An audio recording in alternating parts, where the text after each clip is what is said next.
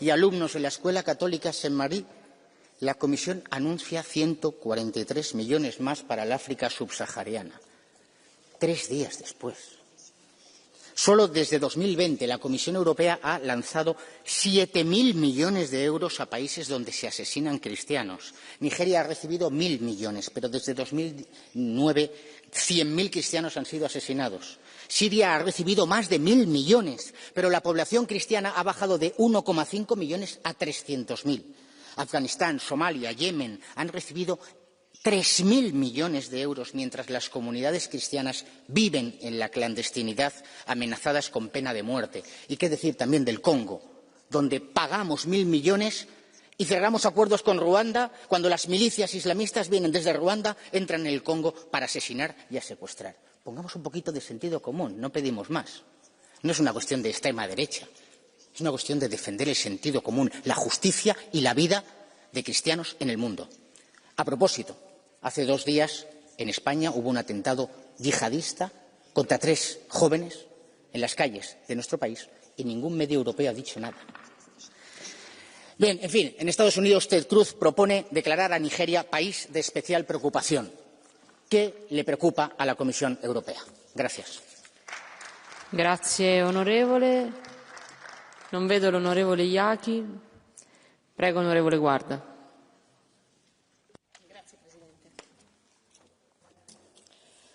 La libertà religiosa e di culto è una delle conquiste principali dell'Europa moderna.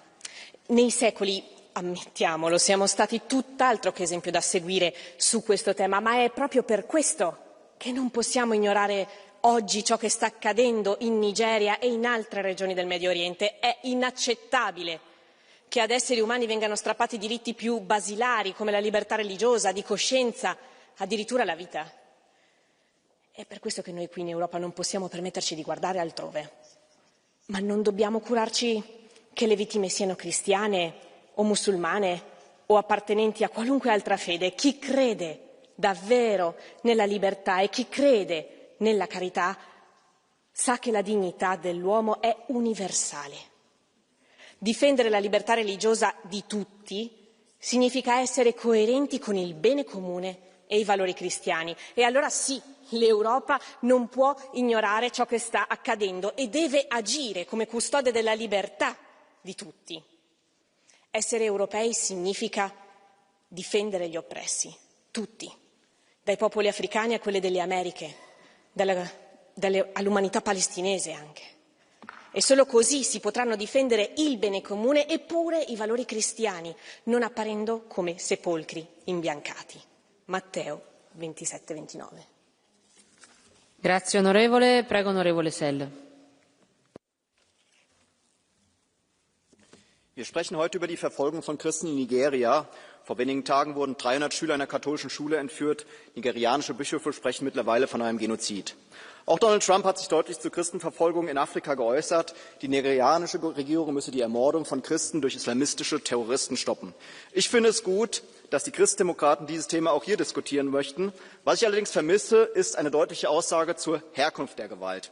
Es sind Islamisten, die nigerianische Christen entführen, vergewaltigen und massakrieren. Und auch hier in Europa nimmt die Gewalt gegen Christen immer mehr zu. Priester werden angegriffen, Friedhöfe geschändet, Kirchen angezündet. Wir erinnern uns alle an den Brand von Notre Dame in Paris. Und auch in Deutschland haben im vergangenen Jahr 33 Kirchen gebrannt. Aber die Christdemokraten sprechen lieber über Afrika und nicht über die Brände in europäischen Kirchen. Warum? Weil sie die Brandstifter selbst ins Land geholt haben, mit der Masseneinwanderung seit 2015. Die CDU muss sich jetzt der Frage stellen, wie es weitergeht. Wollen Sie mit Grünen und Sozialdemokraten die letzten Reste unserer Zivilisation abräumen oder wollen Sie mit uns das christliche Abendland retten? Grazie onorevole. Prego onorevole Lazarus. Am ascultat cu foarte mare atenție expozeul doamnei comisar Mânzatu și eram un pic mirat pentru că, într-adevăr, empatizăm cu toții cu nenorocirile care se întâmplă în Orientul Mijlociu sau Nigeria. Dar și în România lucrurile sunt extrem de complicate. Ne aducem aminte că doar acum câteva săptămâni a fost inaugurat cel mai mare lăcaș de cult din lume, Catedrala Mântuirii Neamului ortodox creștină, pentru că poporul român este un popor ortodox creștin. Și cetățenii care contribuiseră cu donații au fost lăsați afară zile întregi ca să viziteze catedrala, în timp ce politrucii care guvernează cu dumneavoastră, cu partidul dumneavoastră, doamna comisar, s-au dus în primele rânduri. Și n-ar fi asta o problemă, dar problema este că acei oameni de la USR din România, de la acest partid, s-au opus sistematic construirii acestei catedrale. Nu e ăsta un atac la religia noastră ortodoxă? Pe de o parte. Pe de altă parte, în România, ce drepturi mai sunt respectate? În România, dacă încerci să candidezi, te trezești cu un linșaj mediatic, dacă treci de el cu toată familia ta și reușești să candidezi, până la urmă ești interzis și după ce ești interzis, dacă totuși reușești cumva să ajungi în finală, până la urmă ți se anulează alegerile. Și după aia o luăm iar de la început și de la început. Și dumneavoastră a spus acolo un președinte pe acest Nicușor Dan, care el personal, în timp ce era primar, s-a opus construcției acestei catedrale. Și atunci ne întrebăm, oare noi suntem nu cumva foarte atenți la ce se întâmplă în afara Uniunii Europene, în loc să ne rezolvăm problemele din interiorul Uniunii Europene? Mulțumesc mult!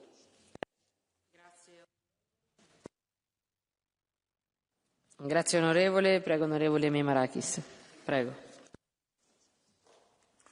Ευχαριστώ κυρία Πρόεδρε. Σήμερα πάνω από 380 εκατομμύρια χριστιανοί σε όλο τον κόσμο διώκονται λόγω της πίστης τους. Ο αριθμός αυτός αυξάνεται σταθερά τα τελευταία χρόνια, κάτι που μας ανησυχεί ιδιαίτερα, καθώς αποδεικνύει ότι η θρησκευτική ελευθερία δέχεται ολοένα και πιο συστηματικές πιέσεις σε πολλές περιοχές του κόσμου. Στη Μέση Ανατολή παρατηρούμε ιστορικές χριστιανικές κοινότητες που επί αιώνες αποτέλεσαν το θεμέλιο του πολιτισμού της περιοχής να μειώνονται δραματικά. Πόλεμοι, εξτρεμισμός και στοχοποιημένες επιθέσεις οδηγούν σε εκτοπισμούς και σε καταστροφή ναών και ιστορικών μνημείων. Στην Ιγυρία, όπως αναφέρθηκε, αλλά και σε άλλες χώρες της Αφρικής και της Ασίας, η κατάσταση είναι εξίσου δραματική. Η Ευρώπη λοιπόν οφείλει και πρέπει να σταθεί στο ύψος των περιστάσεων, να προστατεύσει όσους απειλούνται, να διασφαλίσει την ελευθερία συνείδησης και να στηρίξει τις κοινότητες που βρίσκονται σε κίνδυνο. Η θρησκεία πρέπει να ενώνει, όχι να διχάζει. Γι' αυτό και χρειαζόμαστε περισσότερη θρησκευτική διπλωματία, περισσότερη συνεργασία, περισσότερο διάλογο. Η προσέγγιση λοιπόν των προβλημάτων με γνώση και με σεβασμό προς τη διαφορετικότητα αλλά και με ανθρωπιστικά κίνητρα δημιουργεί γέφυρες κατανόησης, συνεργασίας και αρμονικής συνύπαρξης των λαών. Αυτό είναι το καθήκον μας, αυτό είναι το καθήκον της Ευρωπαϊκής Ένωσης απέναντι στις αξίες, στις αρχές και στην ιστορία μας. Ευχαριστώ. Grazie onorevole. Prego onorevole Mais. Ja, dank u wel, voorzitter. Commissaris. Vorige week meer dan 300 studenten ontvoerd tijdens een aanval op de St. Mary's Catholic School in Noord-Nigeria.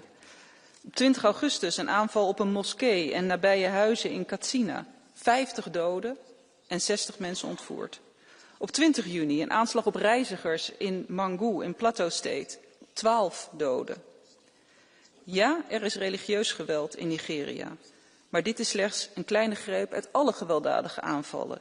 En we zien dat het geweld in Nigeria alle delen van de bevolking raakt, ongeacht hun achtergrond. En dat daarbij vrouwen en kinderen disproportioneel worden geraakt. Ik vraag dan ook aan de commissie om de vredesinitiatieven die ze hebben te blijven ondersteunen, zoals de commissaris dat zei. En daarbij om maatschappelijke organisaties te ondersteunen, die kunnen bijdragen aan vrede, aan stabiliteit en aan ontwikkeling, om de oorzaken van het geweld te bestrijden. Dank u wel. Grazie onorevole. Prego onorevole Tanger Correa. Prego.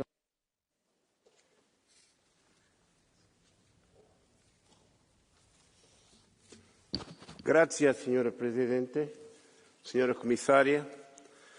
Hoje falamos da perseguição às minorias religiosas na Nigéria e no Médio Oriente. Mas é impossível ignorar Cabo Delgado, em Moçambique, país que nos diz muito a nós portugueses, onde aldeias cristãs são reduzidas a cinzas, onde há decapitações, raptos e mais de 1.300.000 pessoas são, neste momento, deslocadas.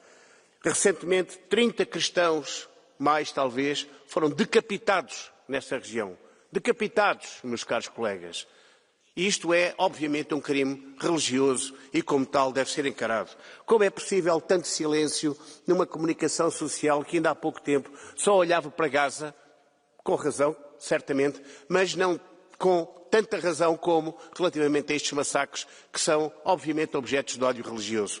Nós, meus amigos, temos que calar o nosso silêncio, ou seja, temos que fazer ouvir a nossa voz, temos que ouvir falar as nossas consciências e temos que ser uns para os outros, como sempre fomos. Os portugueses são assim, os portugueses serão assim. Muito obrigado. Grazie onorevole, prego onorevole Bailly. Le mois dernier, j'étais au Liban aux côtés des chrétiens persécutés. J'ai vu leurs églises en ruine, j'ai vu leurs maisons et leurs écoles rasées. Les chrétiens libanais sont les victimes collatérales de la guerre entre Israël et le Hezbollah. En Syrie, le nouveau régime d'Al-Shara laisse se développer une pression croissante sur les communautés chrétiennes entre violence, discrimination et arrestations arbitraires. Au-delà du Moyen-Orient, en Afrique, le Nigeria est le théâtre de massacres absolument abominables. Plusieurs dizaines de milliers de chrétiens ont été tués depuis 15 ans, des villages entiers ont été rayés de la carte et des millions de personnes ont fui leur foyer. Le 13 juin dernier, pas moins de 200 chrétiens étaient massacrés par des islamistes à la machette et à l'arme à feu et 300 étudiants ont été capturés pas plus tard que dimanche dernier. Enfin, plus personne n'en parle, mais les chrétiens sont toujours massacrés au Congo. Ce mois-ci, 20 chrétiens ont encore été assassinés au Nord Kivu. Ne nous voterons pas dans l'indifférence. L'une des priorités des nations européennes et des institutions européennes doit être de protéger les chrétiens qui sont là-bas sur leur terre ancestrale. Abandonner ces martyrs qui continuent à faire vivre le christianisme au prix de leur vie serait pour l'Europe le reniement de ses propres racines. Grazie onorevole, prego onorevole Siwniewski. Szanowni Państwo, wielki papież Benedykt XVI powiedział: wyłączenie Boga z życia publicznego nie prowadzi do wolności, lecz do upadku człowieka. I dziś właśnie to widzimy w Europie, która próbuje się przedstawić, jakby Chrystus nigdy jej nie zbudował. I dlatego tak łatwo milczy, gdy chrześcijanie są mordowani poza naszymi granicami. Bo kto się wstydzi Chrystusa tutaj, ten nie będzie bronił jego wyznawców tam, gdzie jest przelewana krew. Mamy tutaj rezolucje, mamy debaty, ale to nie wystarczy. Przecież w innych sprawach Unia Europejska potrafi zachowywać się znacznie dosadniej i działać znacznie sprawniej. Dlaczego tutaj tak nie działa? A niestety krew chrześcijan płynie dzisiaj w Nigerii. Boko Haram i państwo islamskie w Afryce Zachodniej prowadzą otwartą kampanię czystek religijnych. To jest ludobójstwo. Chrześcijanie są mordowani, porywani, kościoły palone, całe wsie zrównywane z ziemią. To jedno z najniebezpieczniejszych miejsc na świecie dla wyznawców Chrystusa. A Zachód milczy, bo są interesy, kontrakty, surowce. To milczenie jest współudziałem zbrodni. Potrzebujemy stanowczych działań. Dziękuję bardzo. Grazie onorevole, prego onorevole Bugalo. Grazie Presidente, Madam Commissioner. Este Parlamento terá perspectivas diferentes sobre aquilo que está a passar na Nigéria, mas há algo indesmentível. Os cristãos estão a morrer na Nigéria como em nenhum outro local no mundo e a Nigéria tem de fazer mais para os proteger. Nos próximos meses ouviremos várias versões sobre esta tragédia, que se trata de uma disputa de terras, do choque entre pastores muçulmanos e agricultores cristãos. Até o Vaticano, reparem bem, em apenas um mês, viu o cardeal Parolin referir-se ao que se passa na Nigéria como um conflito social, para um mês depois o Papa Leão ter de vir pedir a libertação de estudantes católicos, alvo de sequestro. Falta clareza a este debate. Em Abuja, que visitei, disseram-nos: eles não queimam só igrejas, também queimam mesquitas. Para a Europa, esta não pode ser uma resposta aceitável. A solução não passa por ameaças de intervenção externa, mas também não pode passar por fingir que nada se passa. A Nigéria é a maior democracia africana. A sua primeira-dama é pastora evangélica. O presidente do Senado é católico, como eu. São estes interlocutores que temos que procurar, pressionar e preservar para que façam mais pelas comunidades cristãs do seu país. Que o Parlamento e a Comissão não as esqueçam. Muito obrigado. Grazie onorevole, prego onorevole Laurent. Merci Madame la Présidente, Madame la Commissaire. Je me félicite de voir la situation du Nigeria et aussi celle plurielle des pays du Moyen-Orient à l'agenda de notre session plénière. Malheureusement, la mobilisation en faveur des populations de ces pays n'est que partielle pour les groupes de droite et d'extrême droite qui ont poussé pour ce débat. Est-ce que pour vous, une vie ne vaut que si elle est chrétienne ? Je ne nie pas les persécutions dont sont l'objet les chrétiens au Nigeria. Mais qu'en est-il des musulmans tués en bien plus grand nombre? Qu'en est-il des victimes du banditisme, des exactions extrajudiciaires ou encore rituelles? Certains ici refusent d'affronter la réalité et toutes ses nuances. Le Nigeria, comme les pays du Moyen-Orient, ne sont pas des sociétés binaires qui pourraient être réduites à des affrontements simplement interreligieux. Il faut se renseigner, apprendre, accepter la complexité, parler aux spécialistes de ces questions, aux chercheurs de ces régions, plutôt que d'alimenter la haine que vous prétendez dénoncer. Grazie onorevole, prego onorevole Vannacci. Doamna comisar, am onoarea să vă salut. Sono andato a vedere il significato della parola genocidio e vuol dire la distruzione di un gruppo etnico e religioso metodicamente tramite lo sterminio dei suoi individui e l'annullamento dei suoi valori culturali. Ed è esattamente quello che sta succedendo in Africa ed in tanti paesi del Medio Oriente, dove milioni di cristiani vengono perseguitati per il semplice fatto di essere cristiani e per il loro credo religioso. Secondo Open Doors sono circa 380 i milioni di cristiani perseguitati e più di 5.000 che vengono uccisi ogni anno. Allora l'Europa cosa fa? Non fa quasi nulla. Continua a finanziare questi paesi, continua a versare ed erogare fondi e questo noi lo potremmo fare.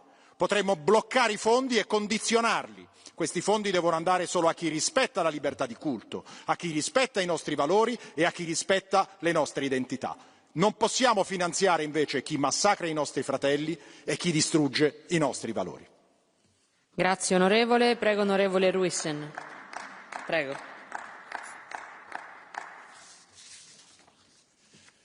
Dank u wel, voorzitter. Beste collega's, vorige week op Red Wednesday kleurden veel kerken en gebouwen bloedrood om aandacht te vragen voor vervolgde christenen. Het parlement deed mee, de commissie niet. Een scherp contrast dat we ook vandaag weer terugzien. Terwijl veel collega's de noodklok luiden, zie ik bij de commissie nog steeds vooral veel wegkijkgedrag. Zo schildert ze de problemen in Nigeria vooral af als een conflict tussen herders en boeren, maar dat het jihadisten zijn die het gemunt hebben op christenen, daar hoor ik ze nauwelijks over. Mijn oproep is daarom aan de commissie, open de ogen en doe iets. Benoem in ieder geval zo snel mogelijk de toegezegde EU-gezant voor de godsdienstvrijheid. Geef hem of haar minimaal 10 FTE ter ondersteuning. Zet Nigeria maximaal onder druk. Kom met gerichte sancties. Want de boodschap van Red Wednesday is, kijk niet langer weg. In het belang van honderden miljoenen vervolgde christenen wereldwijd. Dank u wel. Grazie onorevole, prego onorevole Schunbrusch. Prego. Frau Präsidentin, meine Damen und Herren! Die Fakten sind eindeutig, die Zahlen erschreckend. Die Christen sind die am meisten verfolgte Religionsgruppe weltweit. Das gilt insbesondere für Nord- und Westafrika und den Nahen Osten. Was macht die EU? Wie immer in der Außenpolitik macht sie keine gute Figur. Sie nutzt noch nicht mal ihre Wirtschaftsmacht als Hebel, um Millionen von Christen zu schützen. Seit der Machtübernahme durch Islamisten in Syrien behandelt die EU diese Terrortruppe als Gesprächspartner auf Augenhöhe. Ich habe Syrien bereist und mit dort lebenden Christen gesprochen, auch mit einem Bischof. Sie alle konnten dort bisher in Frieden leben und ihren Glauben praktizieren. Doch die Islamisten werden keine anderen Religionsgemeinschaften tolerieren. Das verbietet ihnen ihr Fanatismus. Die Christen in Syrien müssen die Folgen erdulden und die EU, sie schaut tatenlos zu. Mehr noch, sie sichert ihre Außengrenzen nicht vor illegalen Migranten, die aus Ländern kommen, wo Ungläubige als vogelfrei gelten. Schon jetzt werden auch in Europa Kirchen geschändet, Priester ermordet. Diese Taten hat sich auch die EU zuzuschreiben, die 10 Jahre für einen Migrationspakt benötigt. Wir sagen, Außengrenzen dicht, Islamisten ausweisen, damit wir die Verfolgung von Christen nicht auch noch nach Europa importieren. Grazie onorevole, prego onorevole Tonin. Prego.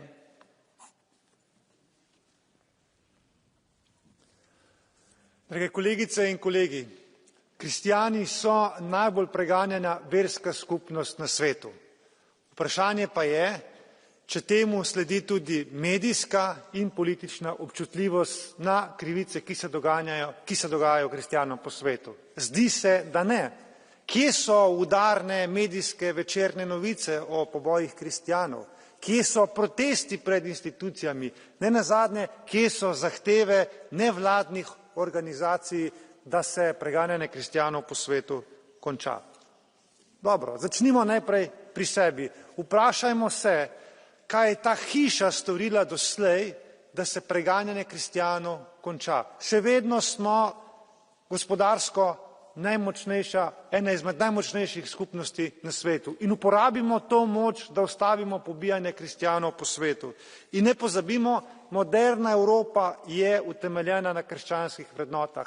Zanje se moramo boriti, kajti le krščanska Evropa bo tolerantna in povezovalna. Grazie onorevole, prego onorevole Laszlo, prego.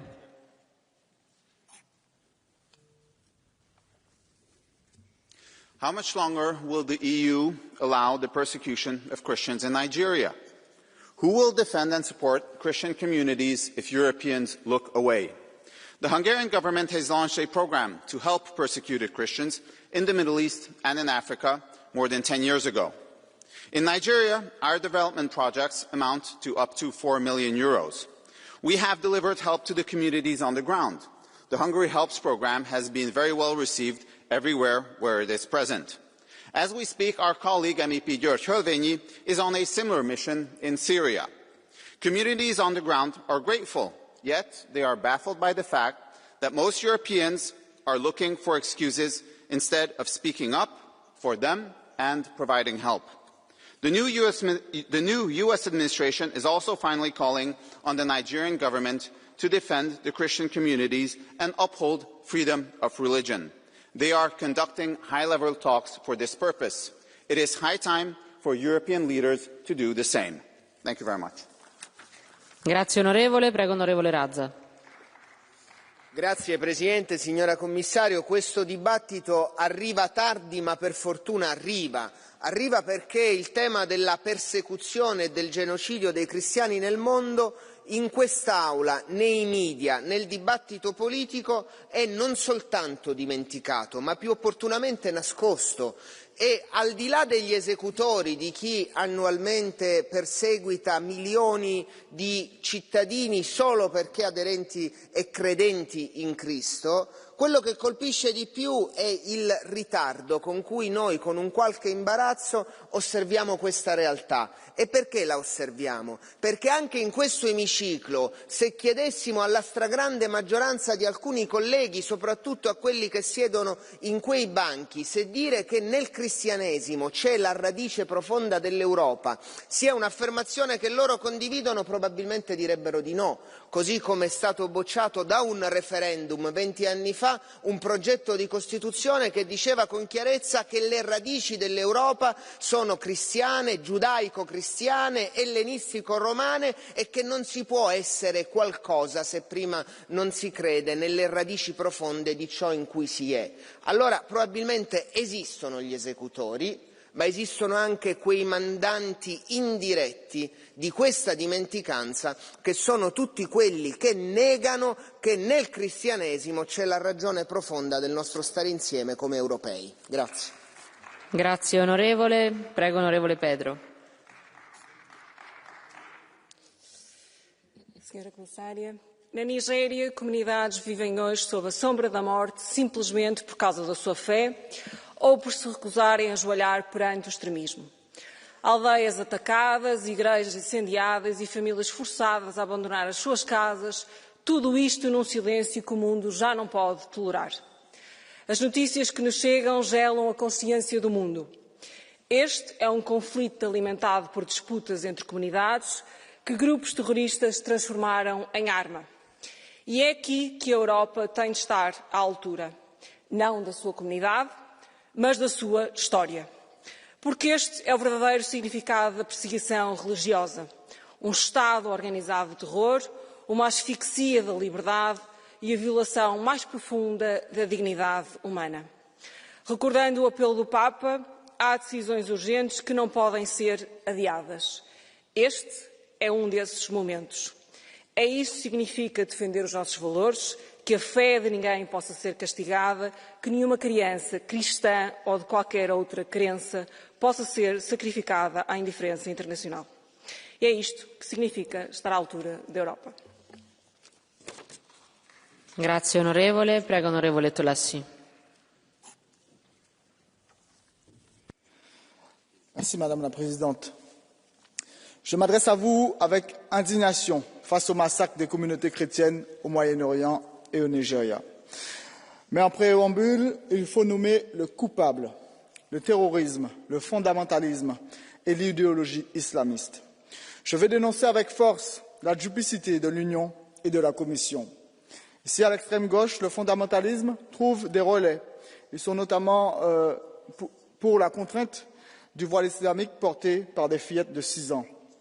Au centre, on retrouve des complices par soumission, par manque de courage, par lâcheté ou encore par honte de reconnaître que depuis longtemps nous avions raison sur la menace que représente cette idéologie et sur la guerre sans faille qu'il faut lui mener partout.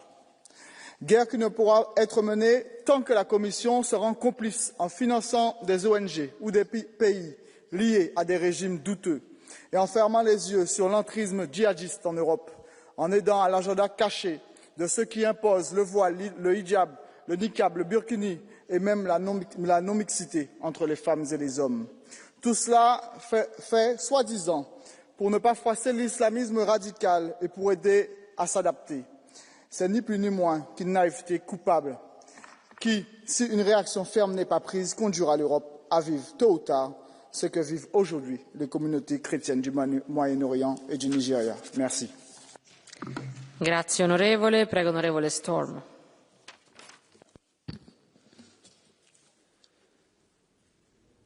I alle kristne lande kan muslimer leve frit og dyrke deres religion i fred.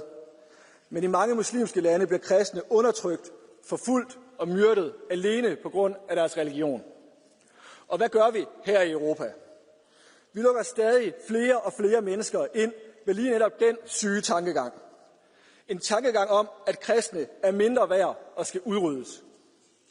Alt imens bliver kristne mennesker fordrevet, forfulgt og myrdet i mange muslimske lande, såsom Nigeria, Syrien og Iran.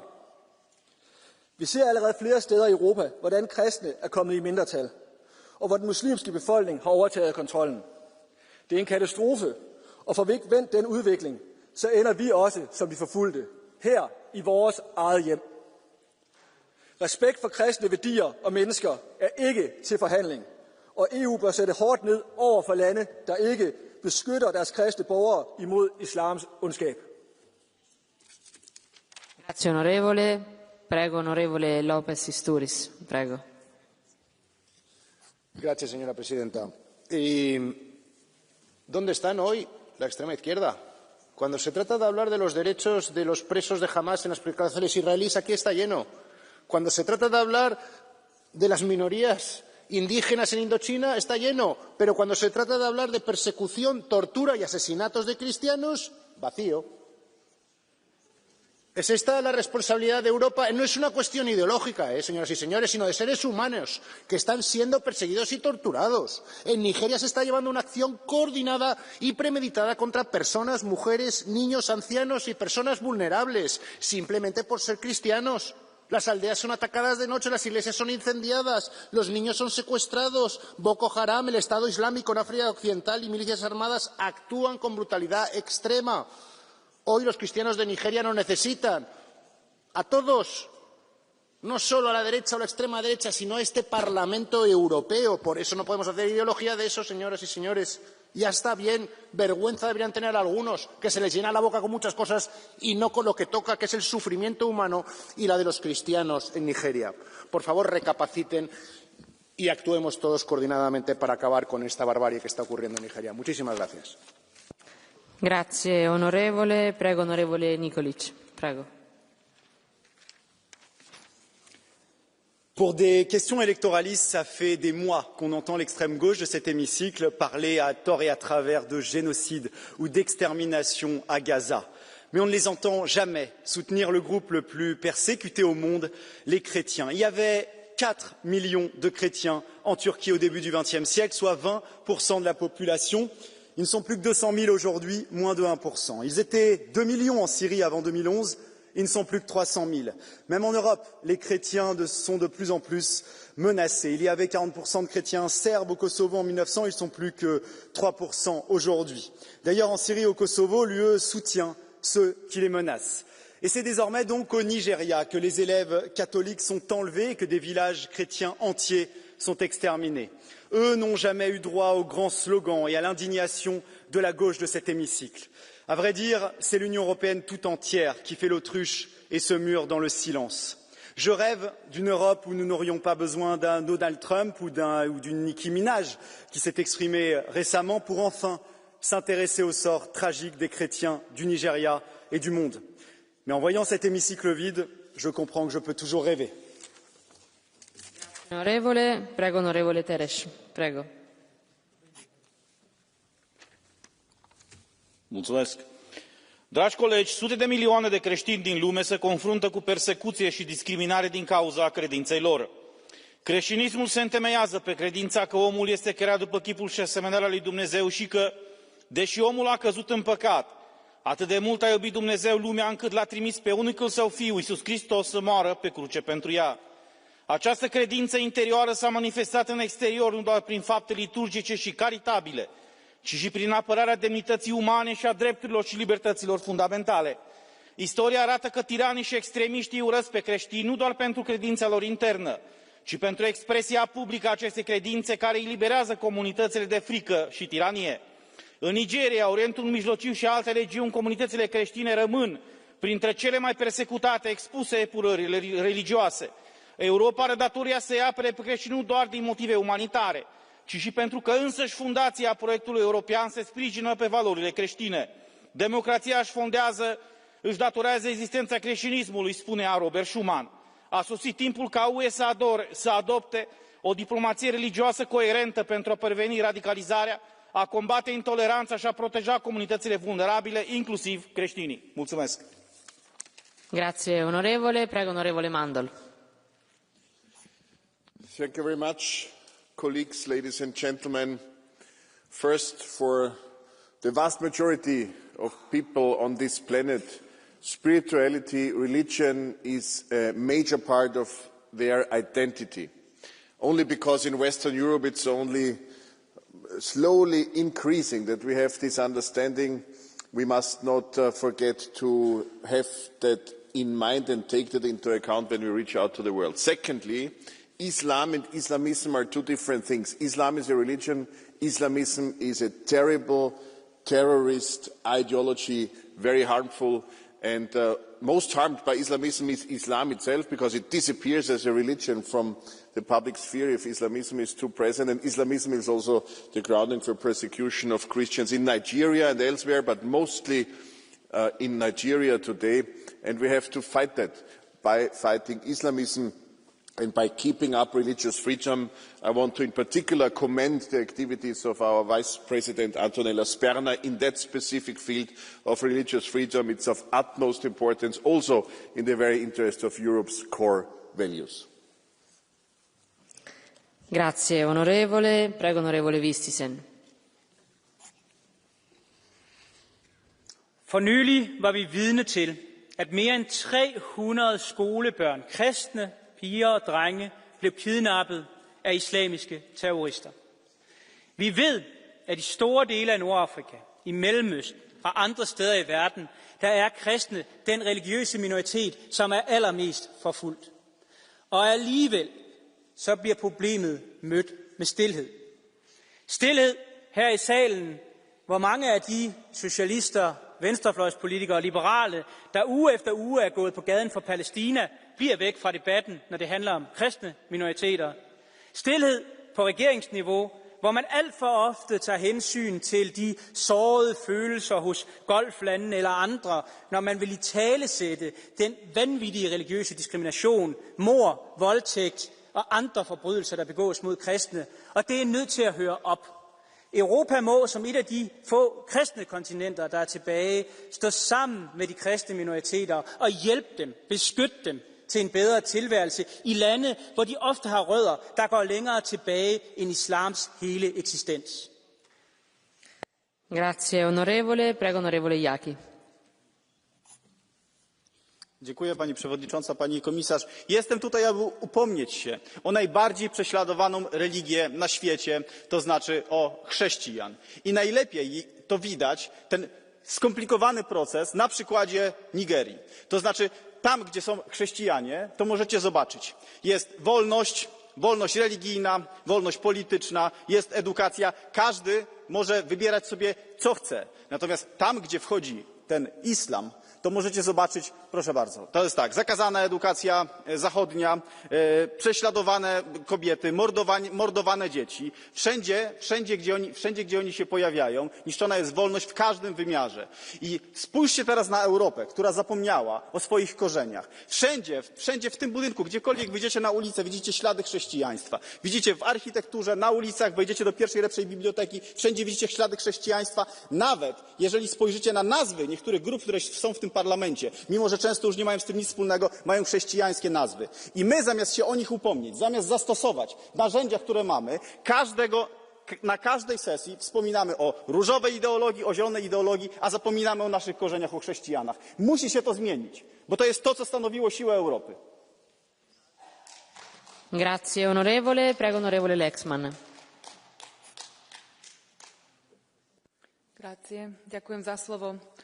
Pred niekoľkými dňami sa v Nigérii odohral jeden z najbrutálnejších útokov. Ozbrojení útočníci vnikli do katolíckej školy svätej Márie a uniesli 303 detí a 12 učiteľov. Ale tento útok nie je ojedinelý a je to súčasť širšej stratégie islamistických teroristických skupín. Miestne militantné organizácie ako Boko Haram a Islamský štát sa vyhrážajú kresťanom smrťou, ak odmietajú konvertovať. Nezatvárajme si oči pred týmto utrpením a osudmi kresťanov v Nigérii, ale aj naprieč svetom. Európska únia sa prostredníctvom svojej zahraničnej politiky musí viac vložiť do riešenia tohto závažného problému a prenasledovania ľudí. Otázka slobody vierovyznania je otázkou naprieč rôznymi kontinentami a žiadame od Európskej komisie, aby menovala urýchlene osobitného vyslanca Európskej únie pre slobodu vierovyznania a vo svete, preto lebo sme o toto žiadali už mnoho a mnohokrát a napriek tejto strašnej situácii vo svete naše žiadosti sú ignorované. Ďakujem. Grazie onorevole. Prego onorevole Rechagnon. Prego. Aujourd'hui encore, plus de 380 millions de chrétiens vivent sous la menace de la persécution et plus de 4000 ont été tués l'an dernier pour leur foi. Au Nigeria, des villages chrétiens sont attaqués, des églises sont brûlées et des milliers de familles sont chassées. Au Moyen-Orient, des communautés 2 fois millénaires ont presque disparu. En Syrie, les dernières paroisses, jadis nombreuses, survivent dans la peur. Les enlèvements et les violences ciblées rappellent que pratiquer sa foi reste pour beaucoup un acte de bravoure quotidien. Et c'est ce que j'ai pu mesurer lorsque je suis allée à leur rencontre en Égypte et au Liban. J'ai mesuré à quel point cette résistance silencieuse était devenue une condition d'existence. Oui, la foi chrétienne est aujourd'hui la plus persécutée au monde. Alors pourquoi ce silence persistant? Parce que ces victimes renvoient un héritage que beaucoup ne veulent plus voir. La racine chrétienne de notre civilisation européenne. Mais ça suffit, il est temps de rompre avec cette indifférence. Les Européens ont le devoir de soutenir ces hommes, ces femmes et ces enfants persécutés dans leur foi. Merci. I will call now Mr. Pascual de la Parte. You have 1 minute, please. Muchas gracias, presidenta. Desgraciadamente, la violencia, la persecución y las masacres contra las comunidades cristianas están incrementándose en el mundo, especialmente en Oriente Medio y en África. Y en África, en concreto, en la línea de contacto entre el mundo musulmán y el mundo cristiano.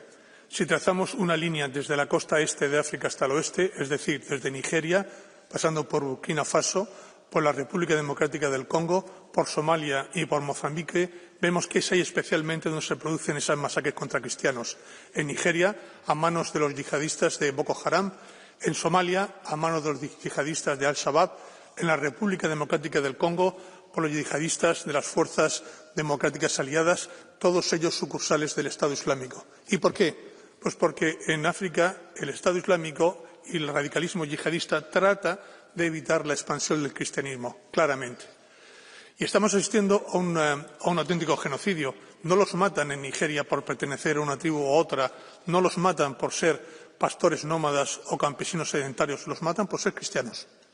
Y el concepto del genocidio es precisamente la persecución y eliminación sistemática de minorías raciales o religiosas, como en este caso. Tenemos que hacer más, levantar la voz y exigir a los Estados que protejan a las minorías cristianas. Muchas gracias. I will now call Mr. Girota Vidal, please. You have 1 minute. Muchas gracias, señora presidenta. Más de 380 millones de cristianos sufren hoy persecución. Desde señalamientos y acosos a comunidades y a iglesias hasta presiones para que abandonen su fe, para que abandonen su lugar de origen, llegando al asesinato y a la masacre. Un auténtico genocidio. En Nigeria son ya más de 7.000 los cristianos asesinados desde enero. Y desde 2009 la cifra supera los 50.000 muertos. Situaciones semejantes encontramos en Congo, Somalia, Kenia. Fueron las naciones europeas las que extendieron el cristianismo por el mundo. Europa debería sentirse más responsable y alzar más la voz. Parece lícito defender cualquier causa menos la causa de los cristianos perseguidos. La clave es que la izquierda y el islamismo han encontrado el uno en el otro un aliado. Tampoco vemos una excesiva reacción en aquellos que se llaman o se han llamado democristianos. Ahora tienen todos ante sus ojos un genocidio de verdad. No necesitan inventarse ninguno. Muchas gracias. Thank you. Call now to the floor Mr. Stier. You have 1 minute, please.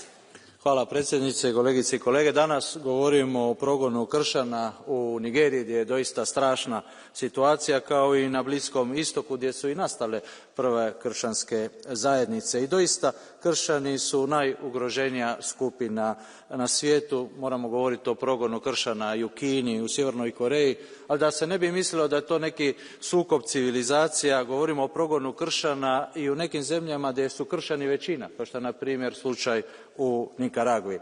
No, zašto se o svemu tome ne govori dovoljno ovdje u Europi? Čini mi se da je zbog toga što neki smatraju da to nije politički korektno, da nije politički korektno i priznati kršćanske korijene te Europe, zbog toga što raste i intolerancija pa i mržnja prema kršćanima u Europi, nema progona, ali da ismijavanja kada zastupaju svoje kršćanske vrijednosti u javnosti. Stoga je potrebno pomoć progonjenim kršćanima u Nigeriji, na Bliskom istoku. Time pomažemo i Europi da ne zaboravi na svoj identitet, jer bez kršćanstva ne bi bilo Europe, ali bez kršćanstva neće ni biti Europe. Thank you very much. I will now call Executive Vice President Minsatu to the floor. Thank you. President, honourable members of European Parliament, today's debate is important as it addresses an important issue that stands at the core of our values. The protection of freedom of religion or belief has remained high on the agenda of the EU's external human rights policy over the last years. In recent years, we have always unequivocally condemned all acts of discrimination, of hatred, of violence, or persecution based on religion or belief, including acts committed in the name of religion. And we have taken determined action in Nigeria and in the Middle East to promote interfaith dialogue and support populations affected by violence. For instance, we were very reactive after the Yalwata massacre, which took place last June in Nigeria. Fulani herders attacked the Alawata community, burning many houses, leaving between 100 and 200 mostly Christian victims and displacing another 3,000.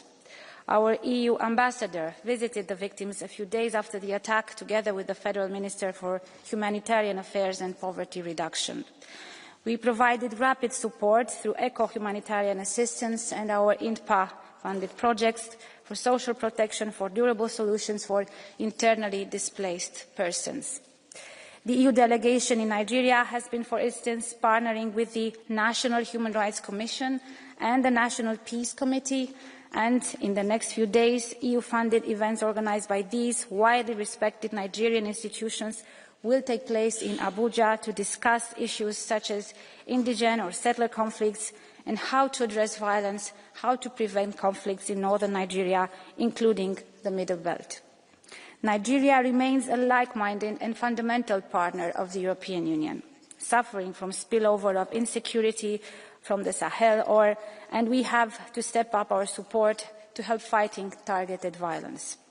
The EU attaches fundamental importance to the freedom of religion or belief. Every individual should be free to practice, to change, or to renounce their religion or belief without any fear. Thank you. Thank you very much, Commissioner. The debate is now closed. The next item on the agenda is Commission statement, EU response to the continuous airspace violations and sabotage of critical infrastructure in the EU originating from Russia and Belarus. I will now, if you're ready, Commissioner, give you the floor. Thank you. Thank you.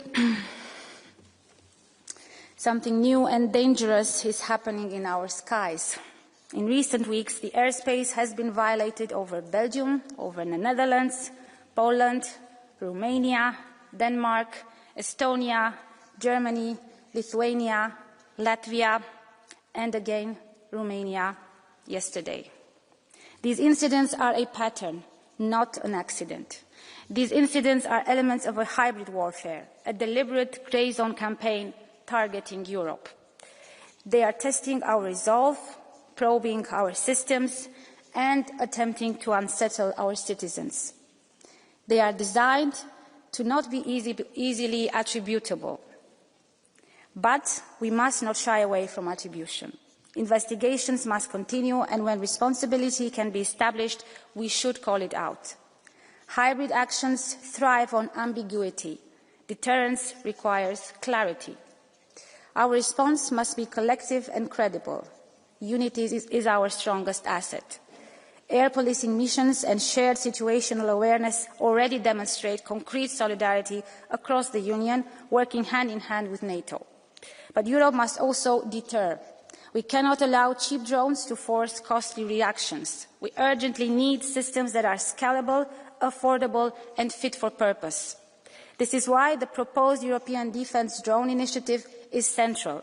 It remains the prerogative of the Member States to define and decide on military capabilities. Such an initiative would strengthen detection, interception and response capabilities across the Union, drawing on the experience of Ukraine.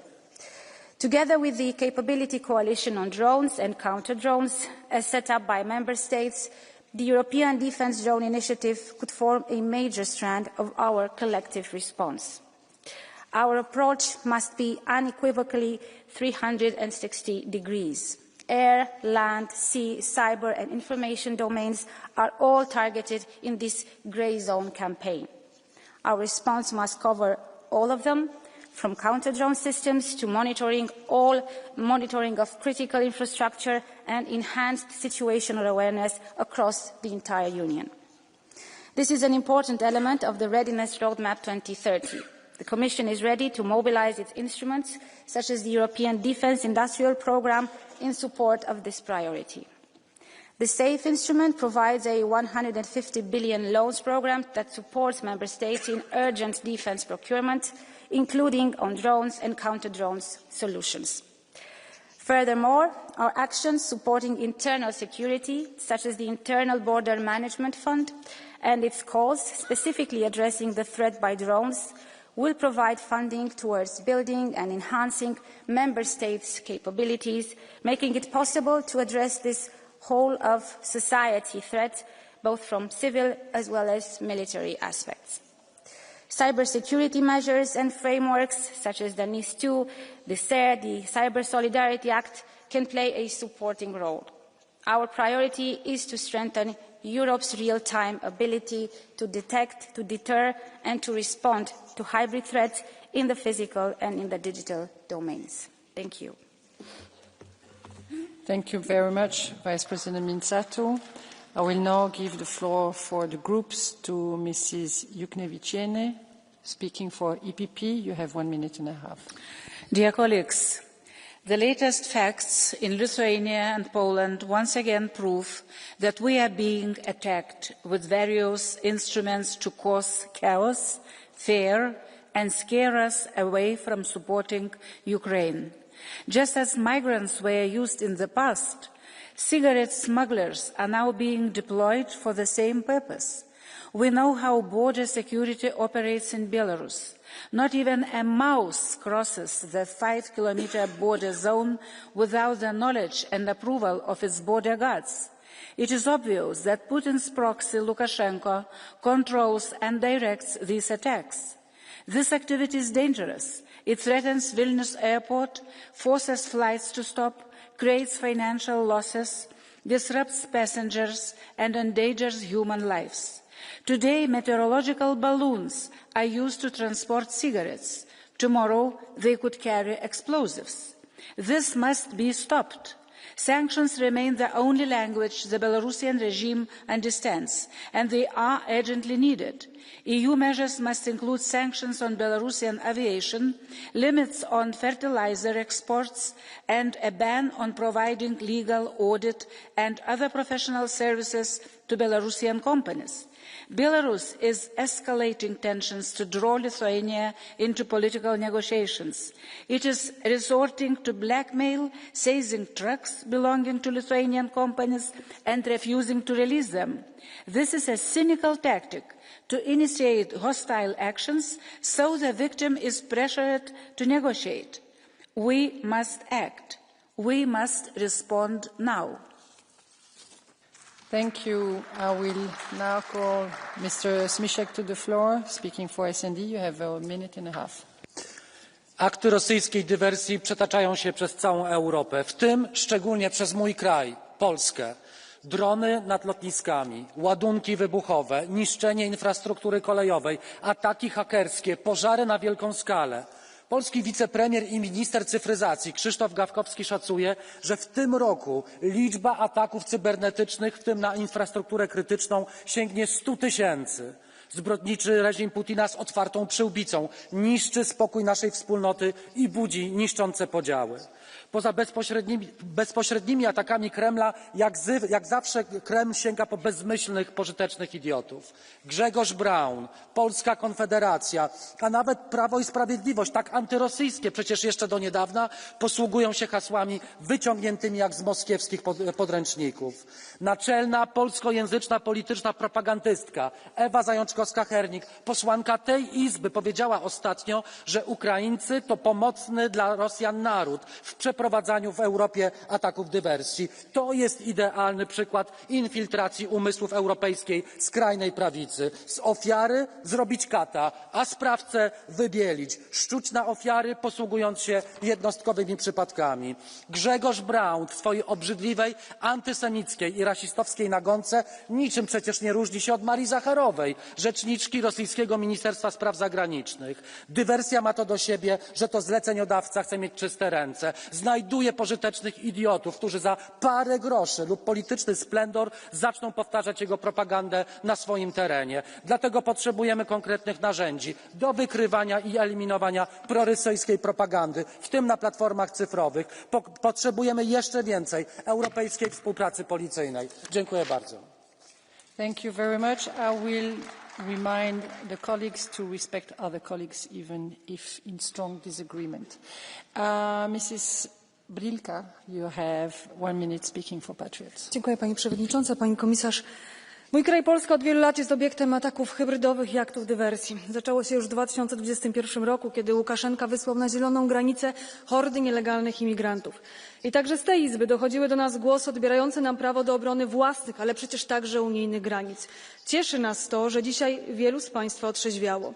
Wobec ciągłych naruszeń przestrzeni powietrznej Unii Europejskiej oraz aktów sabotażu infrastruktury krytycznej musimy mówić jednym głosem. Bezpieczeństwo obywateli jest absolutnym priorytetem. Jednak reakcja Europy musi się opierać na zasadzie suwerenności państw członkowskich, a nie na dalszej centralizacji władzy Brukseli. Polska, podobnie jak inne państwa Unii, ma prawo i obowiązek samodzielnie chronić swoje granice i swoją infrastrukturę. Oczekujemy realnej współpracy wywiadowczej i skoordynowanych działań w zakresie reagowania na zagrożenia hybrydowe, ale bez tworzenia unijnych struktur obronnych, które dublowałyby NATO i ograniczałyby nasze kompetencje. My naprawdę nie potrzebujemy pośrednictwa pani von der Leyen czy jakiegokolwiek innego unijnego biurokraty. Skuteczna obrona zaczyna się od silnych i suwerennych narodowych instytucji bezpieczeństwa. Thank you very much. I will now call Mr. Zille, speaking for ECR. You have a minute and a half, please. Priekšsēdētājs kundze, komisāra, viceprezidents kundze. Ja vēl pavisam nesen daudziem likās, ka tāds iedziens kā Kremļa, Krievu pasaule kaut kas ir dziļi nevainīgs, tad īstenībā tas bija pirmais hibrīda kara elements, instruments. Un tam tālāk sekoja gan brutāli iebrukumi Gruzijā, Krimas aneksija, Ukraina, bet arī vesela virkni jaunu hibrīdu kara elementu, ko lieto pret Eiropu, un, piemēram, migrantu sūtīšana caur Baltkrieviju un Krieviju Eiropas Savienības austrumos sadarbībā ar kriminālo pasauli, vai tāpat ar kriminālo pasauli šos gaisa balonus, ko jau kolēģi pieminēja, meteoroloģiskos balonus lietojot Latvijā, Lietuvā, traucējot aviosatiksmi, radot zaudējumus, un, protams, arī droni un kiberuzbrukumi un pārāvuma infrastruktūrai, kas ir jūrā, gan attiecībā uz elektrību, gan arī komunikācijām. Un šie droni, kas bija tas redzamākais pēdējais, kas skāra nevairs tikai Austrumu Eiropu. Tas skāra arī dziļi šeit Briselē netālu pavisam lidostas, Vācijas lidostas.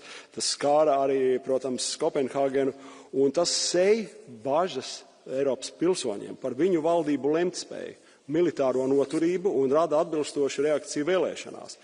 Un mums jābūt gataviem ne tikai lētiem lidojošiem objektiem, kurus pat tad, ja viņš notriec, faktiski tas ir ļoti dārgi, bet gataviem pavisam citiem, jauniem, vēl nezināmiem hibrīdu karieročiem, kas būs drīzākais raksturos kopīgi negaidītība, lētums, sadarbība ar kriminālo pasauli un noteikti ietekmi uz Eiropas sabiedrību sējot nedrošību. Un ne tikai Rīgā vai Varšavā, bet arī Parīzē, Briselē un arī tur, kur kalni sargā no Krievijas ģeogrāfiskā ziņā. Paldies!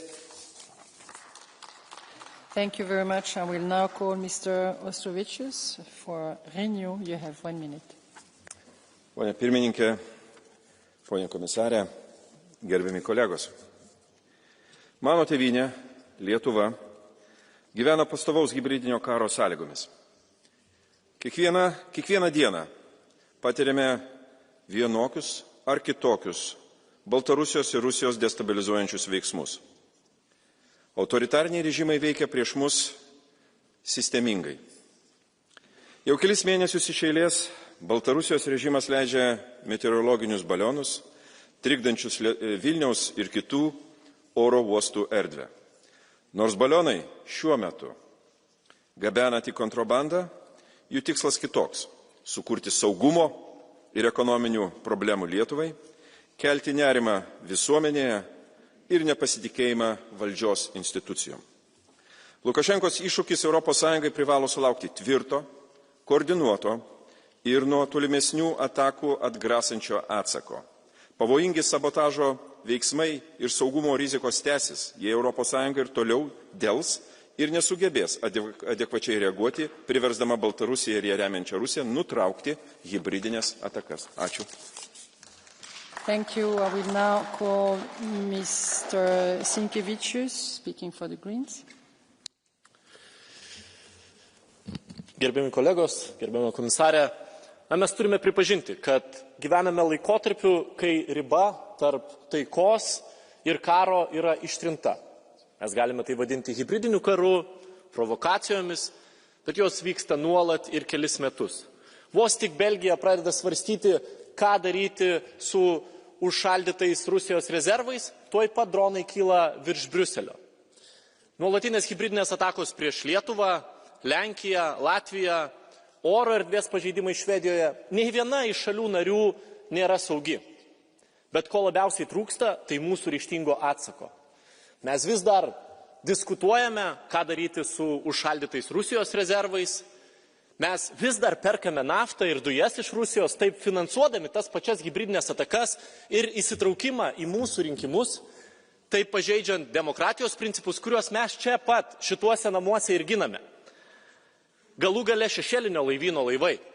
Mes turime atsakyti tuo pačiu, jie negali laisvai plaukioti mūsų jūrose.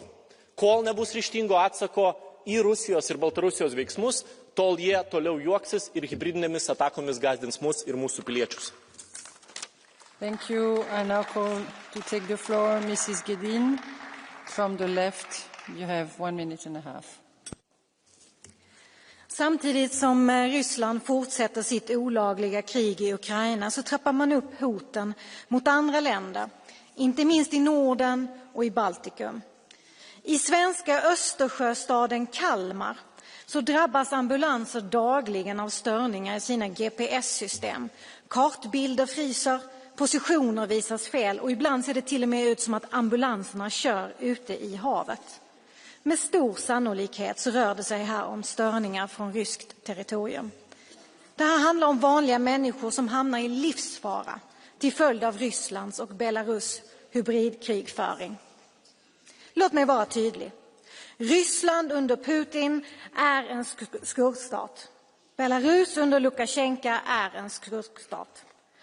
Och det är just därför som vi måste stå enade. Stå enade i våra sanktioner och vi måste stå enade i vårt stöd till det ukrainska folkets kamp för frihet och självbestämmande. Men bara under år 2024 så köpte EU-länderna rysk olja och gas för över 22 miljarder euro. Det är mer än det totala stödet till Ukraina. Nu måste det vara ett slut med det. Inte en droppe olja till ska köpas från Putins oligarker. Inte en kubik mer gas. Inte en euro till ska finansiera Kremls krigsmaskiner. Därför att skurkstater ska inte belönas. Thank you. I will now call to take the floor Mr. Volgin. Speaking for ESN, you have 1 minute, please. Уважаеми колеги, налага се да ви припомня, че най-големият атентат срещу ключови за Европа обекти е взривяването през 2022 година на 3 от 4-те тръби на Северен поток. И този взрив не беше извършен от руските, нито от беларуските служби. Беше извършен от украинска диверсионна група. Преди няколко месеца отново Украйна атакува нефтопровода Дружба, по който се доставя петрол на Унгария и Словакия. Пак ви напомням, че това са страни членки на Европейския съюз. Вижте каква абсурдна ситуация се получава. Докато ние се борим с въображаеми руски заплахи и с някакви дронове, които никой не знае чии са, Киев съвсем реално разрушава европейската енергийна инфраструктура. И това поведение не само не е укорявано, ами се намират европейски лидери като полския премиер Доналд Туск, които хвалят властите в Киев за извършените от тях саботажи. А властите в Германия, страната, която най-силно пострада от атентата срещу Северен поток, мълчат, за да ги обвинят, че са агенти на Путин. Този Европейски съюз, чието ръководители жертват истината в името на политическата коректност и фалшивата идеология, няма никакво бъдеще. Благодаря. Thank you. You will now have the opportunity to use blue cards as the individual members are going to take the floor. I'm asking Mr. Pascual de la Parte to take the floor for 1 minute. Thank you. Thank you very much, Madam Chair. By means of the continuous airspace violations and the sabotage on our critical structures, what Putin is trying to do is to find out which are our weak points on our collective defense. He's trying also to wreak havoc and to cause mayhem in our political leaders and fear among the society at large. And we have to accept that to a certain point he has got it, because he has realized that we don't have a collective answer, whether from the military point of view or even from the political point of view. It is very difficult to understand why, after nearly 4 years of war in Ukraine, our military planners have not been able still to set up an effective counter-drone defense in Europe. Now we have to come to an agreement at political level how to respond to these continuous airspace violations, how to have a communication strategy, and how to pass over the message that within some short period of time we will be able to set up our defences. And for that, we have also to be ready to invest massively now in these counter-drone capabilities. Thank you very much. Thank you. I will now call Mrs. Blinkevičiūtė. You have 1 minute and a half. Ačiū pirmininkė. Mano šalis Lietuva susiduria su rimta grėsme. Baltarusijos kontrabandiniai oro balionai sistemingai pažeidinėja Lietuvos oro erdvę ir kelia tiesioginę grėsmę saugumui. Tai nėra atsitiktiniai incidentai. Tai kryptinga hibridinio spaudimo priemonė, skirta testuoti mūsų atsparumą ir menkinti visos ES sienų apsaugą. Mano pozicija mūsų gana aiški. Tokios itin pavojingos provokacijos yra visiškai nepriimtinos ir turi sulaukti vieningo Europos atsako. Kiekvienas oro erdvės pažeidimas yra ne tik iššūkis Lietuvai, bet ir grėsmė visos ES saugumui. Todėl raginame kaip galint greičiau Europos komisiją sustiprinti spaudimą Lukašenkos režimui, nustatant griežtesnės sankcijas, kurios padidintų Minsko režimo izoliaciją. Lietuva sieka tikslingų, individualių ir sektorinių sankcijų ir kitų atgrasimo mechanizmų, siekiant užtikrinti rytinio ES sienų, aviacijos ir ekonominį saugumą. Negalima leisti, kad autoritarinis režimas naudotų oro balionus ar kitokias priemonės tam, kad testuotų mūsų ribas, keltų chaosą ar silpnintų mūsų ES vienybę. Todėl ragino ES išlikti vieningai, stiprinti sankcijas, toliau remti Lietuvos ir viso rytinio ES regiono saugumo pastangas ir aiškiai priminti, kad bet kokia ataka prieš vieną valstybę narę yra ataka prieš visą ES. Thank you. You have a blue card. Mrs. Blinkevičiūtė, you have a blue card from Mr. Grazoulis. Do you wish to take it? No. All right. So I will now take to the floor Mrs. Pokorná-Žermanová. You have 1 minute. Dámy a pánové, neustále narušování vzdušného prostoru a útoky na kritickou infrastrukturu nám jasně ukazují, že Evropa žije v nové bezpečnostní realitě. Hrozby přicházejí bez varování, neuznávají hranice a dotýkají se všech členských států bez rozdílu. Pokud chceme chránit naše občany, musíme být praktičtější a rozhodnější. Každé euro musíme investovat kam, kde přináší skutečnou bezpečnost, tedy do moderních technologií, do dronů a systémů proti nim, do zabezpečené komunikace, do odolné infrastruktury. A především do silného evropského obranného průmyslu, který dokáže vyrábět, inovovat a rychle reagovat. Nemůžeme si dovolit, aby konkurenceschopnost a ekonomický růst vysávaly nesmyslné programy, jako jsou ty, co jsou prosazovány v rámci Green Dealu. Zároveň chci zdůraznit, že pro nás NATO je jedinou alternativou v obraně. Evropa musí posilovat svou bezpečnost v součinnosti s NATO. Znamená to, že musíme zvýšit efektivitu nákupů v oblasti obrany. Předpokládá to podporu evropské obranné výroby, malých a středních podniků a inovátorů. Naléhavě si potřebujeme vybudovat technologickou převahu. Firmy musí být konkurenceschopné, flexibilní a mít přístup k nejnovějším technologiím. Děkuji. Thank you. I will now call to take the floor Mr. Kaminski. You have 1 minute. Szanowni Państwo, od szeregu miesięcy rosyjskie służby specjalne organizują na terenie państw Unii Europejskiej działania terrorystyczne. Celem tych ataków są obiekty infrastruktury krytycznej, centra handlowe, lotniska. Jesteśmy o krok od śmierci naszych obywateli. Rosjanie chcą wywołać chaos i strach. To jest ich stała metoda, konsekwentnie stosowana od czasów sowieckiego komunizmu. Rosja jest państwem terrorystycznym, a jej władze nie mają żadnych politycznych ani moralnych zahamowań, aby terroru używać. Rosjan w tych działaniach wspiera reżim Łukaszenki. Białoruś stała się bazą wypadową dla rosyjskich szpiegów i sabotażystów. Reakcja Unii na akty terroru musi być silna. Komisja ma możliwość bezzwłocznego umieszczenia Rosji i Białorusi w wykazie państw wysokiego ryzyka prania pieniędzy i finansowania terroryzmu. Ponadto Komisja w porozumieniu z Radą Europejską powinna pilnie opracować procedurę pokrywania szkód wyrządzonych przez akcje sabotażowe ze środków zamrożonych Rosji po agresji na Ukrainę. Należy również zawiesić ruch wizowy z Białorusią i Rosją, a na zewnętrznych granicach Unii zamknąć przejścia graniczne z tymi państwami. Tylko twarda odpowiedź na akty terroru będzie zrozumiała dla Kremla. Brak odpowiedzi zachęci. Please respect your timing. Thank you. I will now call Mr. Pat for 1 minute, please. Dear colleagues, a couple of examples of Russia's activities in EU countries over the past few weeks. The EU and NATO central hub, Brussels Airport, had to halt operations on several evenings due to drones. There was an explosion on one of Poland's busy railway lines. Vilnius Airport has been repeatedly closed because of balloons, and so on and so on. Russia is consistently endangering the security of Europeans and is becoming increasingly brazen. But what is Europe's response to the violation of its member states' sovereignty? Essentially silence. And even more, there is still no courage to decide on using frozen Russian assets to support Ukraine.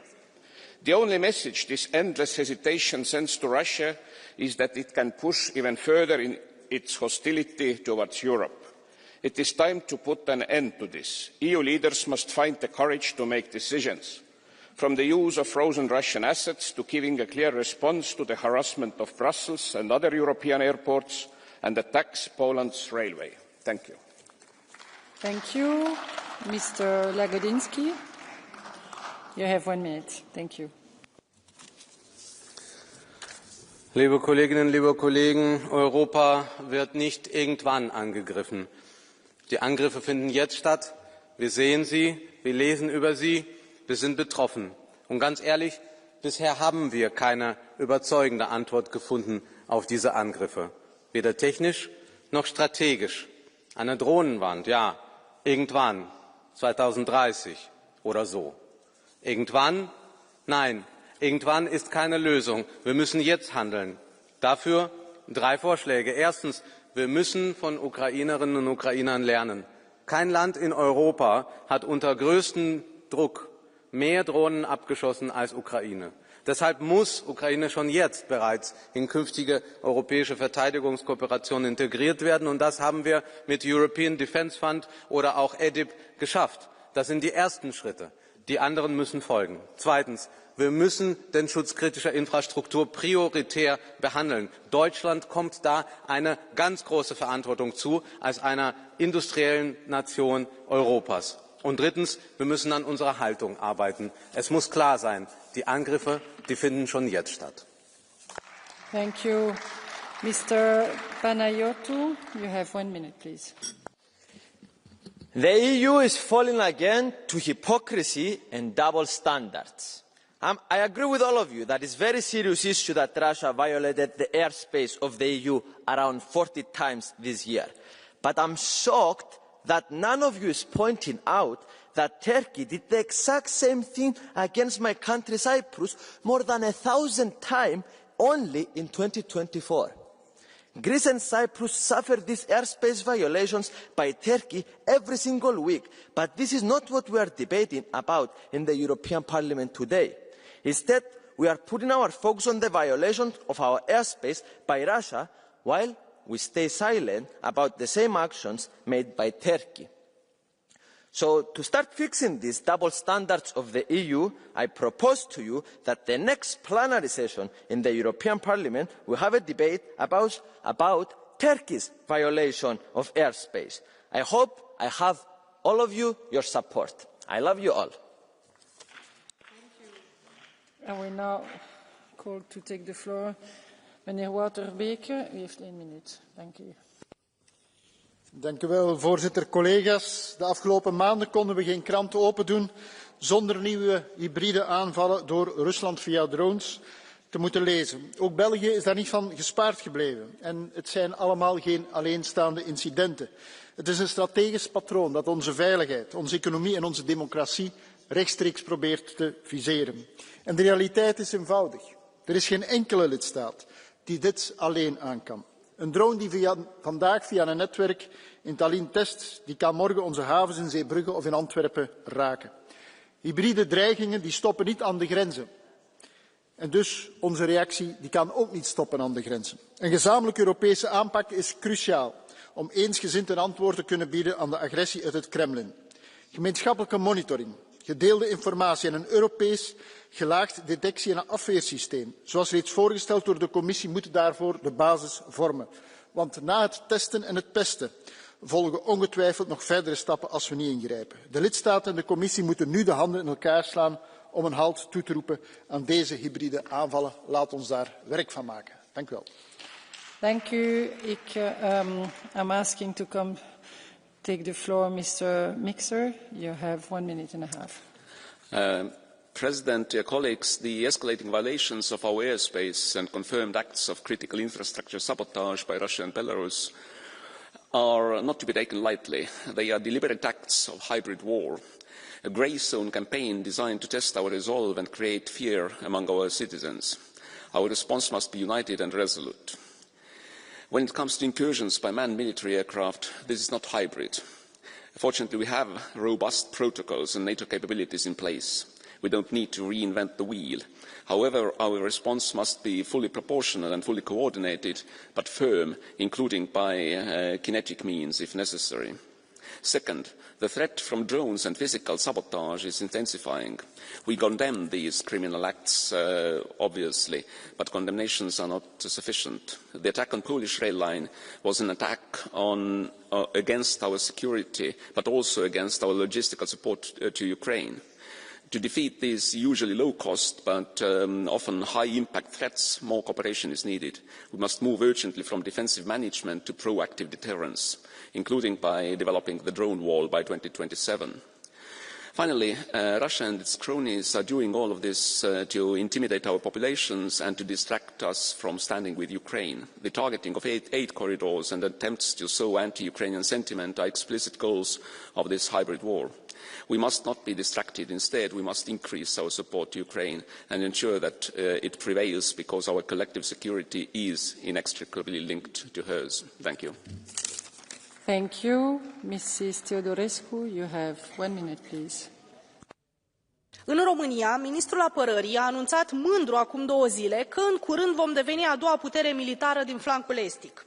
Totuși, ieri, o dronă rusească a intrat în spațiul aerian al României și, deși piloții români și germani au avut permisiunea de a neutraliza ținta, nu au tras, doar au escortat-o. Într-un final, drona s-a lovit de un copac din județul Vaslui și a căzut distrugându-se.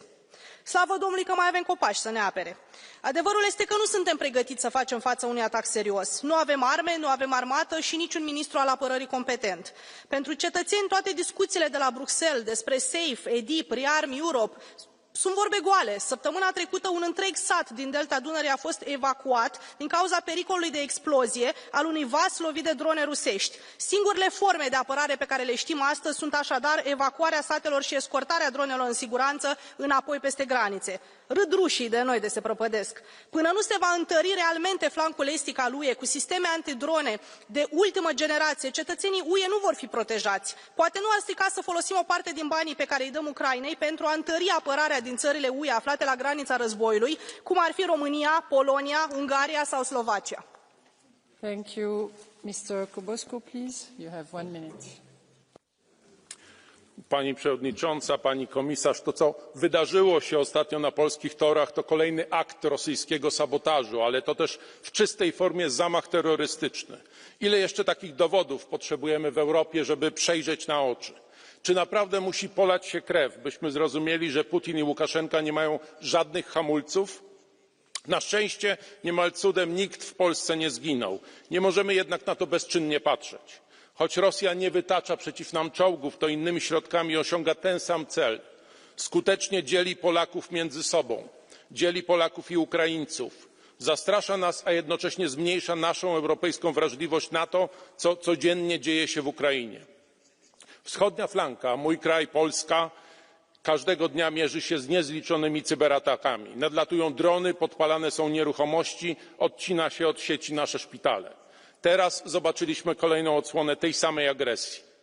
Każdy, choćby drobny atak na Polskę, Litwę czy Estonię jest atakiem na nas wszystkich. Teraz jest moment, by pokazać, że rozumiemy stawkę i że razem potrafimy się obronić, zanim będzie za późno. Dziękuję. Thank you, Mr. Stakis. Please come forward. You have 1 minute. Ja, godātie kolēģi, katru reizi, kad es lasu ziņas, ka kārtējais Krievu drons ir kārtējo reizi pārkāpis Eiropas gaisa telpu, es vienmēr mēģinu kaut kur rindkopā atrast, cik daudz rietumos ražo detaļu šajos dronos. Čipi, dažādi navigācijas modeļi, sensori. vienā Krievijas dronā ir pat līdz 400 dažādu rietumos ražotu komponentu. Un šos dronus šobrīd Krievija izmanto ne tikai pret Ukrainu, bet arī pret mums. Un runājot no tribīnas, šeit daudz ir ļoti kareivīgi. Bet kas notiek tad, kad politikas dokumentos tiek piedāvāts patiešām saraut jebkādas ekonomiskās saites ar Krieviju? Nu tad sākas atrunas un tā drosmīga lēmuma bieži vien vienkārši izpaliek. Un Eiropas pielaidība ļauj Krievijai rīkoties aizvien nekaunīgāk un radīt draudus mums visiem. Tāpēc sāksim ar sevi. Eiropā ir saradušās tūkstošiem tādu sīkfirmu, kas vienkārši pārkāpj sankcijas un piegādā duālas nozīmes preces gan Baltkrievijai, gan Ukrainai un vienkārši peldās naudā.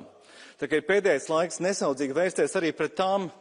Krievija nespētu apiet sankcijas, ja nebūtu atradusi izmanīgus palīgus tepat rietumos. Paldies. Thank you. I will now call to take the floor Mr. Geisel. You have 1 minute, please. Frau Präsidentin, liebe Kolleginnen und Kollegen! In München und Kopenhagen werden Drohnen in der Nähe des Flughafens gesichtet. Was vielleicht auch ein Bubenstreich sein könnte, wird sofort als Spionage und Teil einer perfiden, hybriden Kriegsführung ausgemacht. Und der Urheber steht auch gleich fest: Russland. In Polen bemerkt ein Lokführer erhebliche Unebenheiten des Schienenwegs und der Präsident spricht von einem beispiellosen Sabotageakt und dem Versuch, einen Zug in die Luft zu jagen. Und auch hier ist natürlich klar, wer dahinter steckt. In all dieser russophoben Hysterie sollten wir aufpassen, nicht alles über Bord zu werfen, wofür Europa eigentlich steht. Das Rechtsstaatsprinzip gebietet es, sich um Aufklärung und Beweise zu bemühen, statt mit rein spekulativen Schuldzuweisungen Stimmung zu machen. Und wenn belastbare Beweise vorliegen, dann müssen die Schuldigen bestraft werden, gerade wenn es sich um Anschläge auf die kritische Infrastruktur handelt. Und deshalb dürfen wir nicht hinnehmen, dass der dringend Tatverdächtige für die Anschläge auf die Nord Stream Pipelines in Polen laufen gelassen wurde. So etwas, liebe Kolleginnen und Kollegen, ist mit dem Rechtsstaatsprinzip, das Europa doch anscheinend so wichtig ist, nicht vereinbar. Vielen Dank. Thank you. You have a blue card, Mr. Geisel. You have a blue card from Mr. Gonsalves, but also from Mr. Stefanuta. Do you wish to take them? Mr. Gonsalves. Thank you very much. I hope I found the correct translation for your speech, because you think it's at least a coincidence that the airspace of Europe has been systematically violated since the invasion of Ukraine, and you also think it is a coincidence that Poland has had acts of sabotage while Ukraine is being invaded. So my question is very simple to you. Do you also think it is a coincidence that Russia is the neighbour of Ukraine? You think it is a coincidence that we find Russian army, Russian troops in Ukraine? And do you think it is a coincidence that we need to protect Ukraine while Russians are laughing at interventions like yours? Thank you. Thank you, Mr. Geisel. Ich darf Sie daran erinnern, dass die Präsidentin sagte, wir sollten uns mit Respekt begegnen. Ich möchte auf Ihre Frage wie folgt antworten. Mir geht es darum, es gab in der Vergangenheit immer wieder Luftraumverletzungen. Der Kollege Panayiotis hat ja darauf hingewiesen, wie es in anderen Ländern noch viel schlimmer ist. Das war immer der Fall. Ich habe den Eindruck, dass wir gegenwärtig diese Dinge Übermaß berücksichtigen. Und ich darf noch einmal darauf hinweisen, es gilt das Rechtsstaatsprinzip. Die ganzen Vorgänge, insbesondere in Deutschland, es gibt bisher keinen einzigen belastbaren Beweis, dass wirklich Russland dahinter steckt. Das ist die Frage habe ich gerade, glaube ich, beantwortet, Frau Strack-Zimmermann. Vielen Dank. Thank you. You have another blue card from Stefanuta. Mr. Geisel? Mr. Geisel? Mr. Geisel, the conversation is here. Mr. Geisel? Mr. Geisel is gone. So, Mr. Geisel, you have been distracted.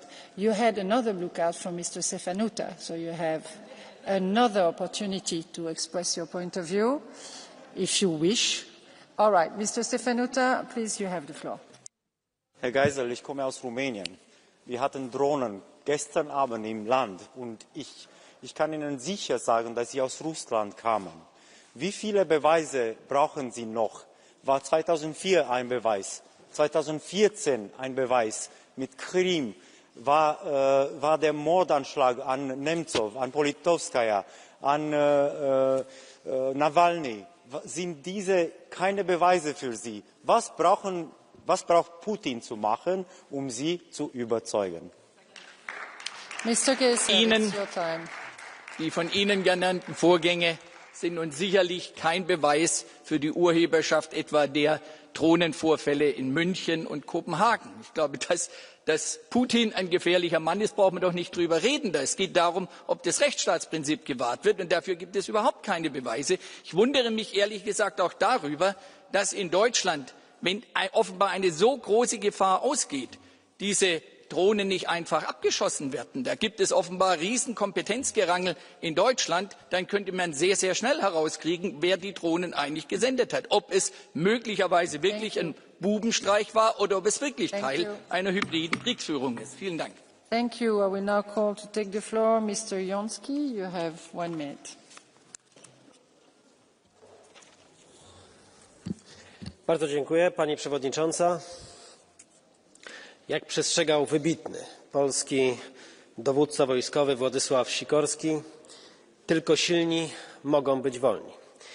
I dziś właśnie Rosja i Białoruś sprawdzają, czy Europa jest silna, czy Europa jest zjednoczona, jednocześnie naruszając naszą przestrzeń powietrzną i atakując infrastrukturę, od której przecież zależy bezpieczeństwo Polski i całej Unii Europejskiej. I to nie są prowokacje, to jest test naszej odporności. Dlatego potrzebujemy bezlitosnej jasności. Europa nie pozwoli się zastraszyć. Europa nie będzie miękkim celem. Europa odpowie zdecydowanie. Dlatego wzmacniamy ochronę na wschodniej flance, reagujemy wspólnie, natychmiast i uderzamy sankcjami tam, gdzie agresor najbardziej to poczuje. A do tych wszystkich posłów po prawej stronie, którzy powtarzają rosyjską propagandę, mówiąc, że nie ma dowodów, chcę powiedzieć bardzo wprost. Wasze słowa wspierają Kreml. Koniec z lekceważeniem zagrożenia. Stoicie po stronie Putina. Dziękuję bardzo. Thank you, Mr. Jonski. Mr. Jonski, you have 2 blue cards, one from Mr. Grasulis and one from Mr. Wasik. Do you wish to take them? Thank you. Ik zal nu vragen aan meneer Reuten om naar voren te komen. U heeft 1 minuut en 30 seconden. Dank u. Thank you, President, Commission, dear colleagues. Every week we witness new incursions into EU airspace and fresh attempts to target or sabotage our critical infrastructure on our territory, on our seabed. And these are not accidents. They are part of a sustained hybrid campaign by Russia to intimidate our citizens, gather intelligence, destabilize our democracies and weaken our support for Ukraine. And Europe cannot afford to treat these incidents as routine. Prevention must be our starting point. Improved detection and shared situational awareness from air to maritime and subsea, because our vulnerabilities are interconnected, and we must reinforce our societal resilience. No member state can counter all this alone. We must raise our level of cooperation, break down the barriers between national systems, share expertise, intelligence, innovation, strength, capabilities as a true union with a common security and defence policy. Ukraine's expertise in this is invaluable, so we must support, cooperate and invest accordingly in Ukraine. Hybrid attacks demand executive action, timely, coordinated and firm, without ambiguity about rules of engagement. We must be seen as strong and be strong. Our doctrine must evolve, and when the source of an attack is established, we must be ready to escalate, to respond with proportionate retaliation. Europe must show that our airspace, our infrastructure and our values are not up for negotiation. Thank you. Thank you, meneer Reuten. U heeft 2 blue cards. No thanks. All right. I will now give the floor to Mrs.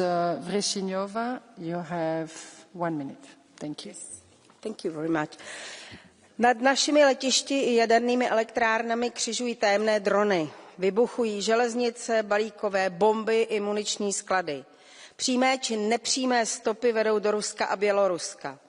Z Ruska často slyšíme: dokažte nám, že je to z Moskvy. Jsem zvolena za Českou republiku, kde ruští agenti ve Vrběticích prokazatelně vyhodili do povětří rozsáhlý muniční sklad, zavraždili 2 naše občany a způsobili obrovské materiální i ekologické škody. Je tedy dokázané, že Rusko na nás útočí. Tyto operace mají šířit strach, rozdělovat společnost a oslabovat naši vůli podporovat Ukrajinu. Reagovat musíme koordinací tajných služeb a zlepšením obranného systému, ochranou kritické infrastruktury před drony a také budováním drone wall na východní hranici. A musíme se konečně přestat bát tyto drony začít sestřelovat. Děkuji. Thank you, Mrs. Strack-Zimmermann. Please come and take the floor. You have 1 minute. Herzlichen Dank, Frau Präsidentin. Ich bin immer wieder überrascht, ob wir hier alle doof oder mehr naiv sind. Ich würde sagen eher naiv. Und Herr Geisel, der ehemalige Oberbürgermeister von Düsseldorf, hat ja mal wieder hier dem Fass den Boden ausgeschlagen. Besser gesagt, nannte Angriffe mit Drohnen einen Bubenstreich. Meine Damen und Herren, solche Leute wie Herr Geisel und andere sind der Sargnagel für Europa. Das sind Hybride und Cyberangriffe. Und da mag einer dabei sein, der Trittbrettfahrer ist.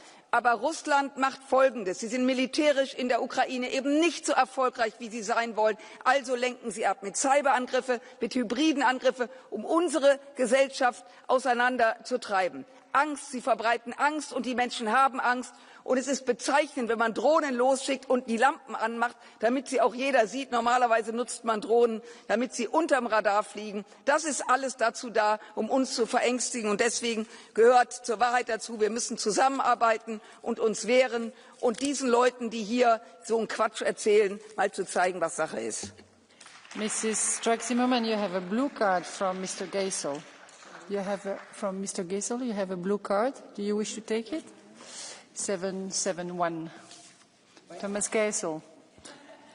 Mr. Geisel, you have the... Ja, ich wollte die Präsidentin oder Frau Strack-Zimmermann fragen, ob sie nicht meint, sie hätte einen Ordnungsruf verdient für diese unverschämte Behauptung, ich sei der Sargnagel Europas, und möchte auch die Präsidentin bitten, zu erwägen, Ihnen einen Ordnungsruf dafür zu erteilen. Vielen Dank. You asked for a blue card, so you are asking a question to Mrs. Strack-Zimmermann. Ja, ich habe Sie gefragt, ob sie nicht der Auffassung ist, für solche unflätigen Bemerkungen einen Ordnungsruf verdient zu haben. Das war meine Frage an Frau Dr. Strack-Zimmermann. Herr Geisel, wenn Sie hier stehen und so etwas erzählen vor einem Publikum dort oben und darüber sprechen, dass Angriffe Russlands auf unsere Zivilgesellschaft ein Bubenstreich sind, dann erlaube ich mir sehr deutlich zu antworten. Wir kennen uns aus Düsseldorf, und nicht umsonst haben die Menschen in dieser wunderbaren Stadt Sie abgewählt, weil keiner mehr Lust darauf hatte. Thank you. Mr. Stefanuta, you have the floor for 1 minute, please. În acest plen s-a întâmplat ceva extraordinar. Doamna Teodorescu de la AUR a arătat o dizidență foarte curajoasă față de partidul ei, care a votat în Parlamentul României împotriva legii de ridicare a dronelor. Și iată că astăzi în Parlament, după ce avem atâtea drone, a arătat curaj și convingere. Sunt ironic, pentru că situația este foarte gravă. Acum 2 ani, câteva drone veneau și brăzdau cerul României. Acum 1 an, în fiecare lună aveam câte o dronă și acum avem săptămânal, aproape în fiecare zi. Este normal ca românii care trăiesc în Dobrogea și în această parte a țării care este mereu testată să stea mereu cu frică? Și da, și eu cred că trebuie să avem capacități de apărare, capacități de luptă antidrone, produse european și care să facă față cu succes acestor atacuri și acestui bullying din partea Rusiei. Dar mai mult de atât, avem nevoie de un antidot la frică, pentru că oamenii stau cu spaima în ei și nu știu ce se întâmplă. Și trebuie să vorbim deschis, și asumat, așa cum a făcut-o doamna Teodorescu astăzi. Mulțumesc tare mult! Thank you. I will now ask Mr. Zoido Alvarez to take the floor for 1 minute, please. Gracias, presidenta. Los drones rusos han vuelto a entrar en el espacio aéreo de un nuevo país europeo. Esta vez le ha tocado a Países Bajos, pero antes fueron Polonia, Rumanía, Alemania, Dinamarca o Bélgica. Y la lista, lamentablemente, aumenta cada día. Por eso Europa debe invertir de manera urgente en sistemas antidrones que sean tecnológicamente eficaces y también económicamente asequibles. El pasado mes de septiembre en Polonia, entre aviones F-35, F-16 helicópteros y misiles, se necesitaron tecnologías valoradas en decenas de millones de dólares para derribar 19 drones rusos de apenas $20.000. Nuestra defensa es demasiado cara y las amenazas de nuestros enemigos demasiado baratas. Y me temo que Putin no va a esperar a que los europeos nos rearmemos para seguir enviándonos sus drones. Unos drones que se calcula que Rusia fabrica a un ritmo de entre 3 y 4 millones de unidades al año. El tiempo corre en nuestra contra. No podemos perder ni un minuto más. Muchas gracias. Thank you. Mr. Zoidola Alvarez, you have a blue card from Mr. Grazoulis. Do you wish to take it? No? Then we'll go to Mr. Negrescu. You have 1 minute. Thank you very much. Stimați colegi, în octombrie, prin rezoluția adoptată, am avertizat că agresiunile aeriene și atacurile hibride împotriva Uniunii Europene vor escalada. Am cerut atunci o reacție comună din partea Uniunii și a NATO. Din păcate, ceea ce vedeam ca risc a devenit realitate. Acum câteva zile, o dronă rusească a lovit punctul de trecere Olivska la granița cu România. Alte drone au continuat să intre în spațiul aerian românesc, iar oamenii au trăit sub alertă repetată. Nu este o situație izolată, mai multe state se confruntă cu provocări similare. Reziliența întregii Uniuni este testată. Am propus crearea unui scut european antidronă, precum și înființarea unui hub european de securitate la Marea Neagră, esențial pentru protejarea flancului estic. Astăzi solicit Comisiei Europene transparență totală și termene clare. Iar având în vedere poziția noastră strategică, cer ca România să fie punct pilot pentru implementarea acestei infrastructuri europene de apărare. Mesajul nostru trebuie să fie fără echivoc: niciun centimetru de spațiu aerian european nu poate fi încălcat fără consecințe. Siguranța cetățenilor europeni nu poate aștepta. Mulțumesc. Thank you, Mr. Wasik. You have 1 minute, please. Pani Przewodnicząca, Pani Komisarz, Szanowni Państwo! Nie ulega wątpliwości, że za działania dywersyjne na terenie Unii i Polski odpowiedzialna jest Rosja i Białoruś. Aby przeciwstawić się Putinowi i Łukaszence, państwa muszą dysponować silnymi służbami, wyposażonymi w instrumenty pozwalające reagować i zapobiegać dywersji. I tu zwracam się do tych z Was, którzy bezrozumnie atakowali państwa członkowskie i ich służby z zastosowaniem przez nie oprogramowania Pegasus. Tak zwana afera Pegasus i działalność Komisji do spraw Pegasusa to operacja Kremla mająca siać zamęt i osłabiać europejskie służby. Gdy służby są ślepe i głuche, agenci Kremla mogą wjechać do Polski, wysadzić tory i przez nikogo niepokojeni wrócić na Białoruś. Zwracam się do tych z Was, którzy atakowali Polskę za aresztowanie Pablo Gonzalesa, Pawła Rubcowa, rosyjskiego szpiega działającego wśród europejskich elit. Używaliście skompromitowanego brudnymi pieniędzmi, kto wie, czy nie rosyjskimi, komisarza Reindersa do atakowania Polski za walkę z rosyjską agenturą. Bezkarność i swoboda w działaniu służb Putina to także wasza odpowiedzialność. Użyto was jako pożytecznych idiotów. Mam nadzieję, że tylko pożytecznych idiotów. Powinniście się wstydzić. Thank you. Mr. Wasik, you have two blue cards actually, one from Mr. Kohut and one from Mrs. Scheuring-Wilgus. You don't wish to take them. Thank you. Mevrouw Hilde Woutmans, u heeft 1 minuut, alsjeblieft. Dank u wel, mevrouw de voorzitter, collega's. Er gaat geen dag voorbij of Russische drones schenden het Europees luchtruim, ook in België. En dat is een bewuste strategie van het Kremlin. Met minimale inspanningen onze samenleving ontregelen en onze burgers angst aanjagen. En vooral onze steun aan Oekraïne ondermijnen. Collega's, het is duidelijk. De lidstaten en de commissie moeten veel sneller schakelen, mevrouw de commissaris.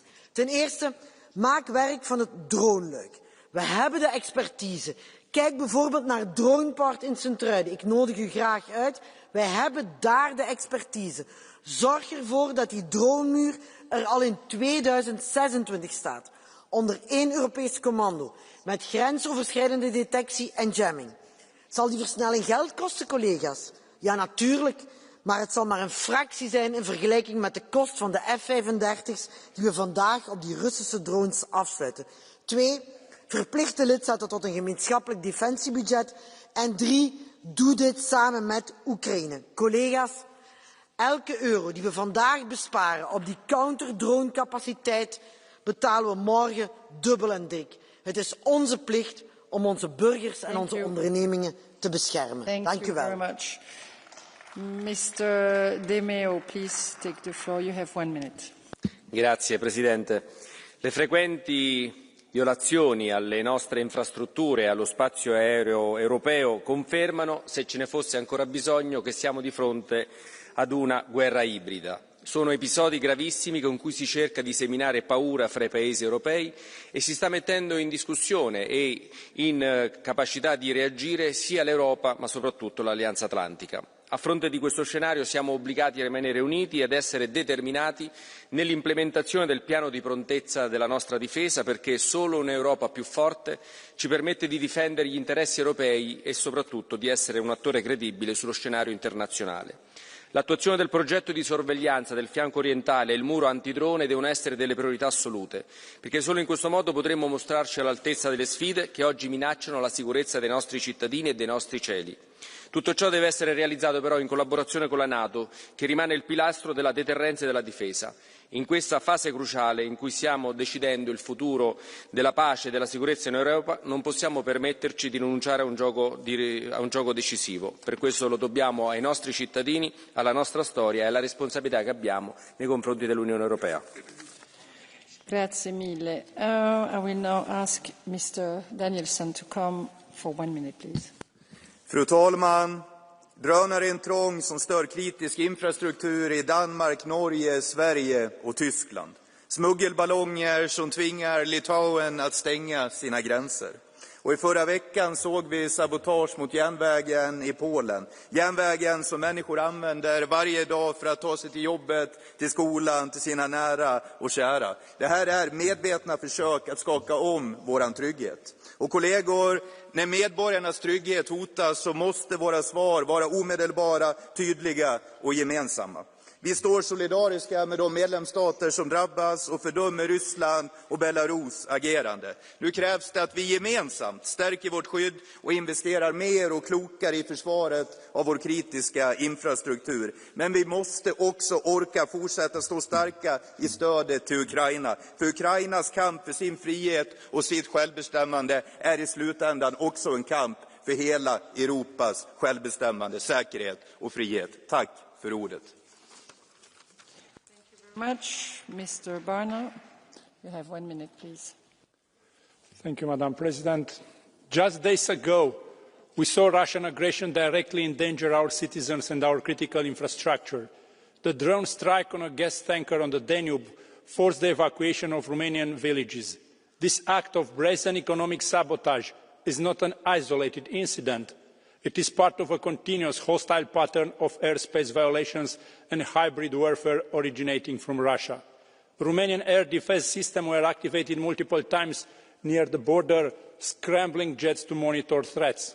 These are not mistakes. They are deliberate, reckless provocations designated to test our resolve and wear down our defence. When will we stop reacting and start deterring? We must move beyond condemnation. I call on this Parliament, the Commission, the Council to adopt a robust and unequivocal response to these continuous violations. We need a faster, more effective joint mechanism to secure our skies and our critical ports, energy and communication infrastructure. It is time to move decisively of using the seized Russian assets, not just the income but the principle, to fund the defence and reconstruction of Ukraine. History offers a brutal lesson. Weak response will always invite more aggression. I'm very sorry. Mr. Ratas, please. You have 1 minute. Honourable President, dear colleagues, Commissioner, the violence of European airspace and the sabotage of our critical infrastructure are no longer isolated incidents. They form a growing pattern as Russia and Belarus test Europe's readiness, unity and resilience. We all recognise that the drone is no longer a harmless device. A single machine can disrupt an electricity line, interrupt communication and disrupt a logistics chain. A device can cost almost nothing, can trigger damage worth millions where critical infrastructure must be repaired or rebuilt. Military drones have become a tool for killing innocent people. EU's response cannot rely on diplomatic protest alone and must include concrete measures such as coordinated air defence actions and real-time intelligence sharing. Every violation, whether a military yet crossing borders or any other disruption traced back to Russia or Belarus, is an attack on shared European security, not just the individual member states. Thank you. Thank you, Mrs. Kuzenina.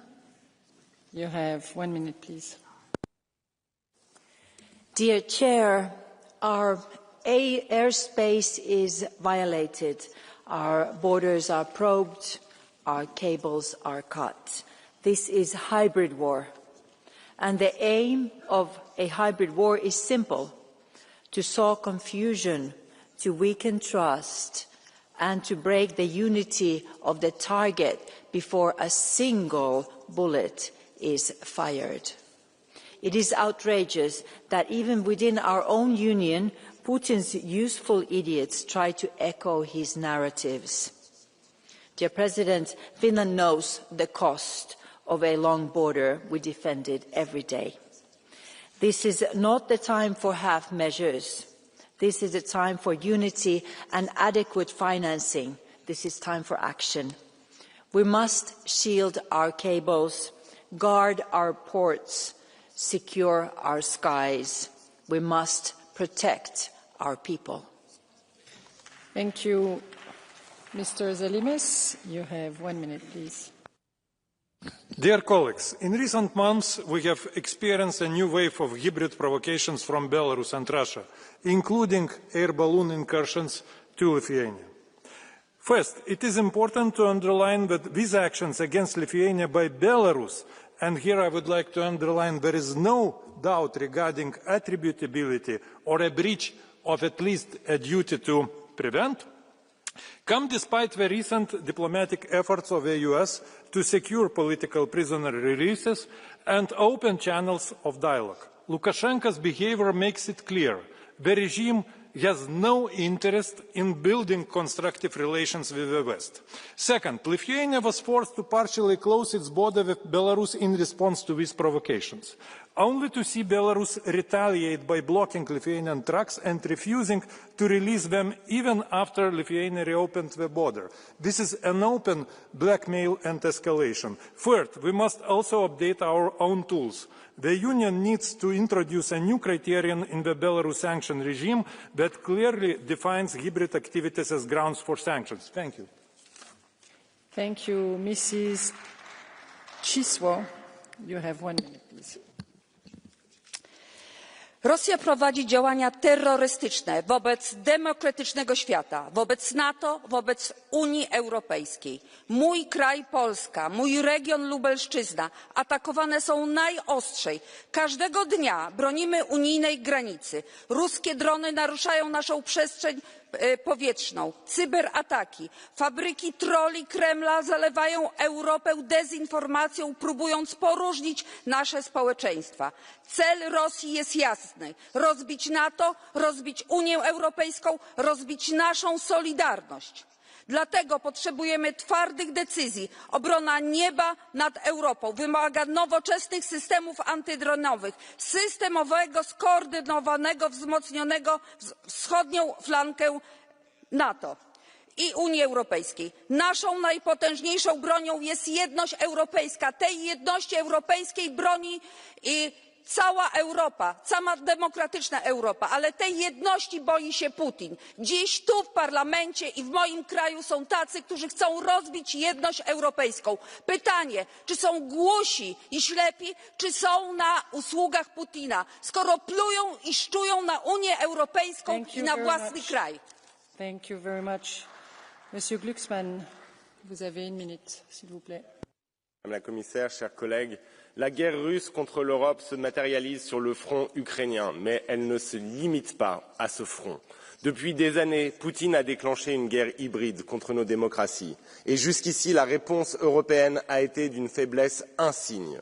Depuis l'invasion du 24 février 2022, 150 opérations majeures de déstabilisation russe ont été recensées sur le territoire de l'Union, dont plus de 40 en France. La Russie attaque nos infrastructures stratégiques, nos hôpitaux, nos fournisseurs d'énergie, nos usines de production d'armement. Les avions et les drones russes violent l'espace aérien européen en Estonie, en Pologne, en Roumanie. De Bruxelles à Copenhague, des aéroports sont momentanément fermés. Il y a 2 semaines, des drones ont survolé l'entreprise Eurenco qui produit la poudre pour les munitions utilisées par l'armée française. Il ne s'agit pas d'incidents isolés, mais d'une offensive généralisée. Face à cette offensive, notre réaction doit être plus rapide, plus forte, plus coordonnée. Il nous faut investir massivement dans nos capacités de défense antiaérienne, nos flottes de drones, notre défense anti-drone et notre cybersécurité. L'Ukraine n'est qu'une étape, comme la Géorgie avant elle. Le moment est venu de sortir la tête du sable et de défendre nos démocraties avec plus de vigueur. Thank you. Mr. Kelleher, please, you have 1 minute. Last week, the Russian spy ship Yantar, spotted in the UK waters, was heading to Irish Exclusive Economic Zone. The ship is specifically built for subsurface work and so seen as a threat to undersea cables and energy pipelines. This is the same boat that was escorted from Irish waters last November. It also coincides with the fact that President Zelensky is planning to come into Ireland on the 2nd of December. We have had consistent monitoring of the cables off the southwest coast of Ireland, where some of the largest data flows between Europe and the US flow through our waters. And it is incumbent on the Irish state, our Navy and our defence forces, supported by the European Union, to ensure that we have the capacity to observe in Ireland's exclusive economic zone what is happening both on the water and underwater. With that in mind, we have encouraged the Irish Government to increase spending in defence capabilities and in observation capabilities to ensure that we play our part in making sure that Europe is safe and protected from Russian aggression and from Russian threats of sabotage to critical infrastructure in the European Union.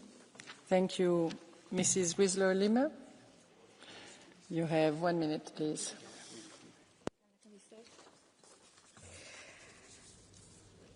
La lucidité nous oblige à reconnaître que la guerre injustifiée, brutale et illégale menée par la Fédération russe contre l'Ukraine est aussi la nôtre, qu'elle est dirigée contre une démocratie qui se fortifie, et puis aussi reconnaître que les intentions hégémoniques de la Russie ne s'arrêtent pas à l'Ukraine. Les inquiétudes existentielles des pays de l'Union européenne à la frontière russe sont bien plus que légitimes, elles sont lucides et responsables. De plus, les attaques hybrides au sein de l'Union européenne contre nos infrastructures critiques sont des attaques dont personne ne doute qu'elles sont orchestrées depuis la Russie et elles fragilisent nos sociétés. Quand des aéroports sont à l'arrêt, le coût est énorme et cela déstabilise. Nous avons besoin de sécurité. Or, l'Union européenne est sujette à des violations continues de son espace aérien et maritime par la Fédération russe. Ne pas reconnaître le danger qui émane de la Russie, c'est faire défaut aux responsabilités qui nous incombent en tant qu'élus. Pour faire face, il faut reconnaître le danger et agir. Ce sont des attaques contre l'Union européenne et la démocratie.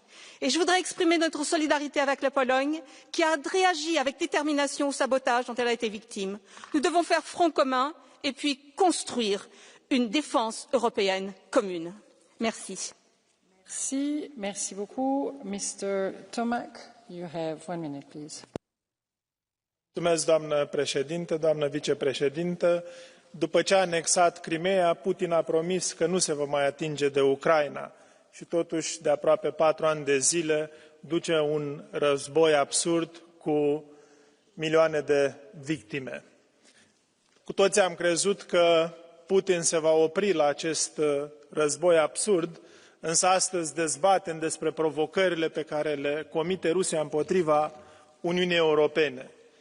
În urmă cu câteva zile a fost atacat cu drone singurul punct de frontieră care leagă sudul Ucrainei de Uniunea Europeană, pe la Isaccea, Orlivka.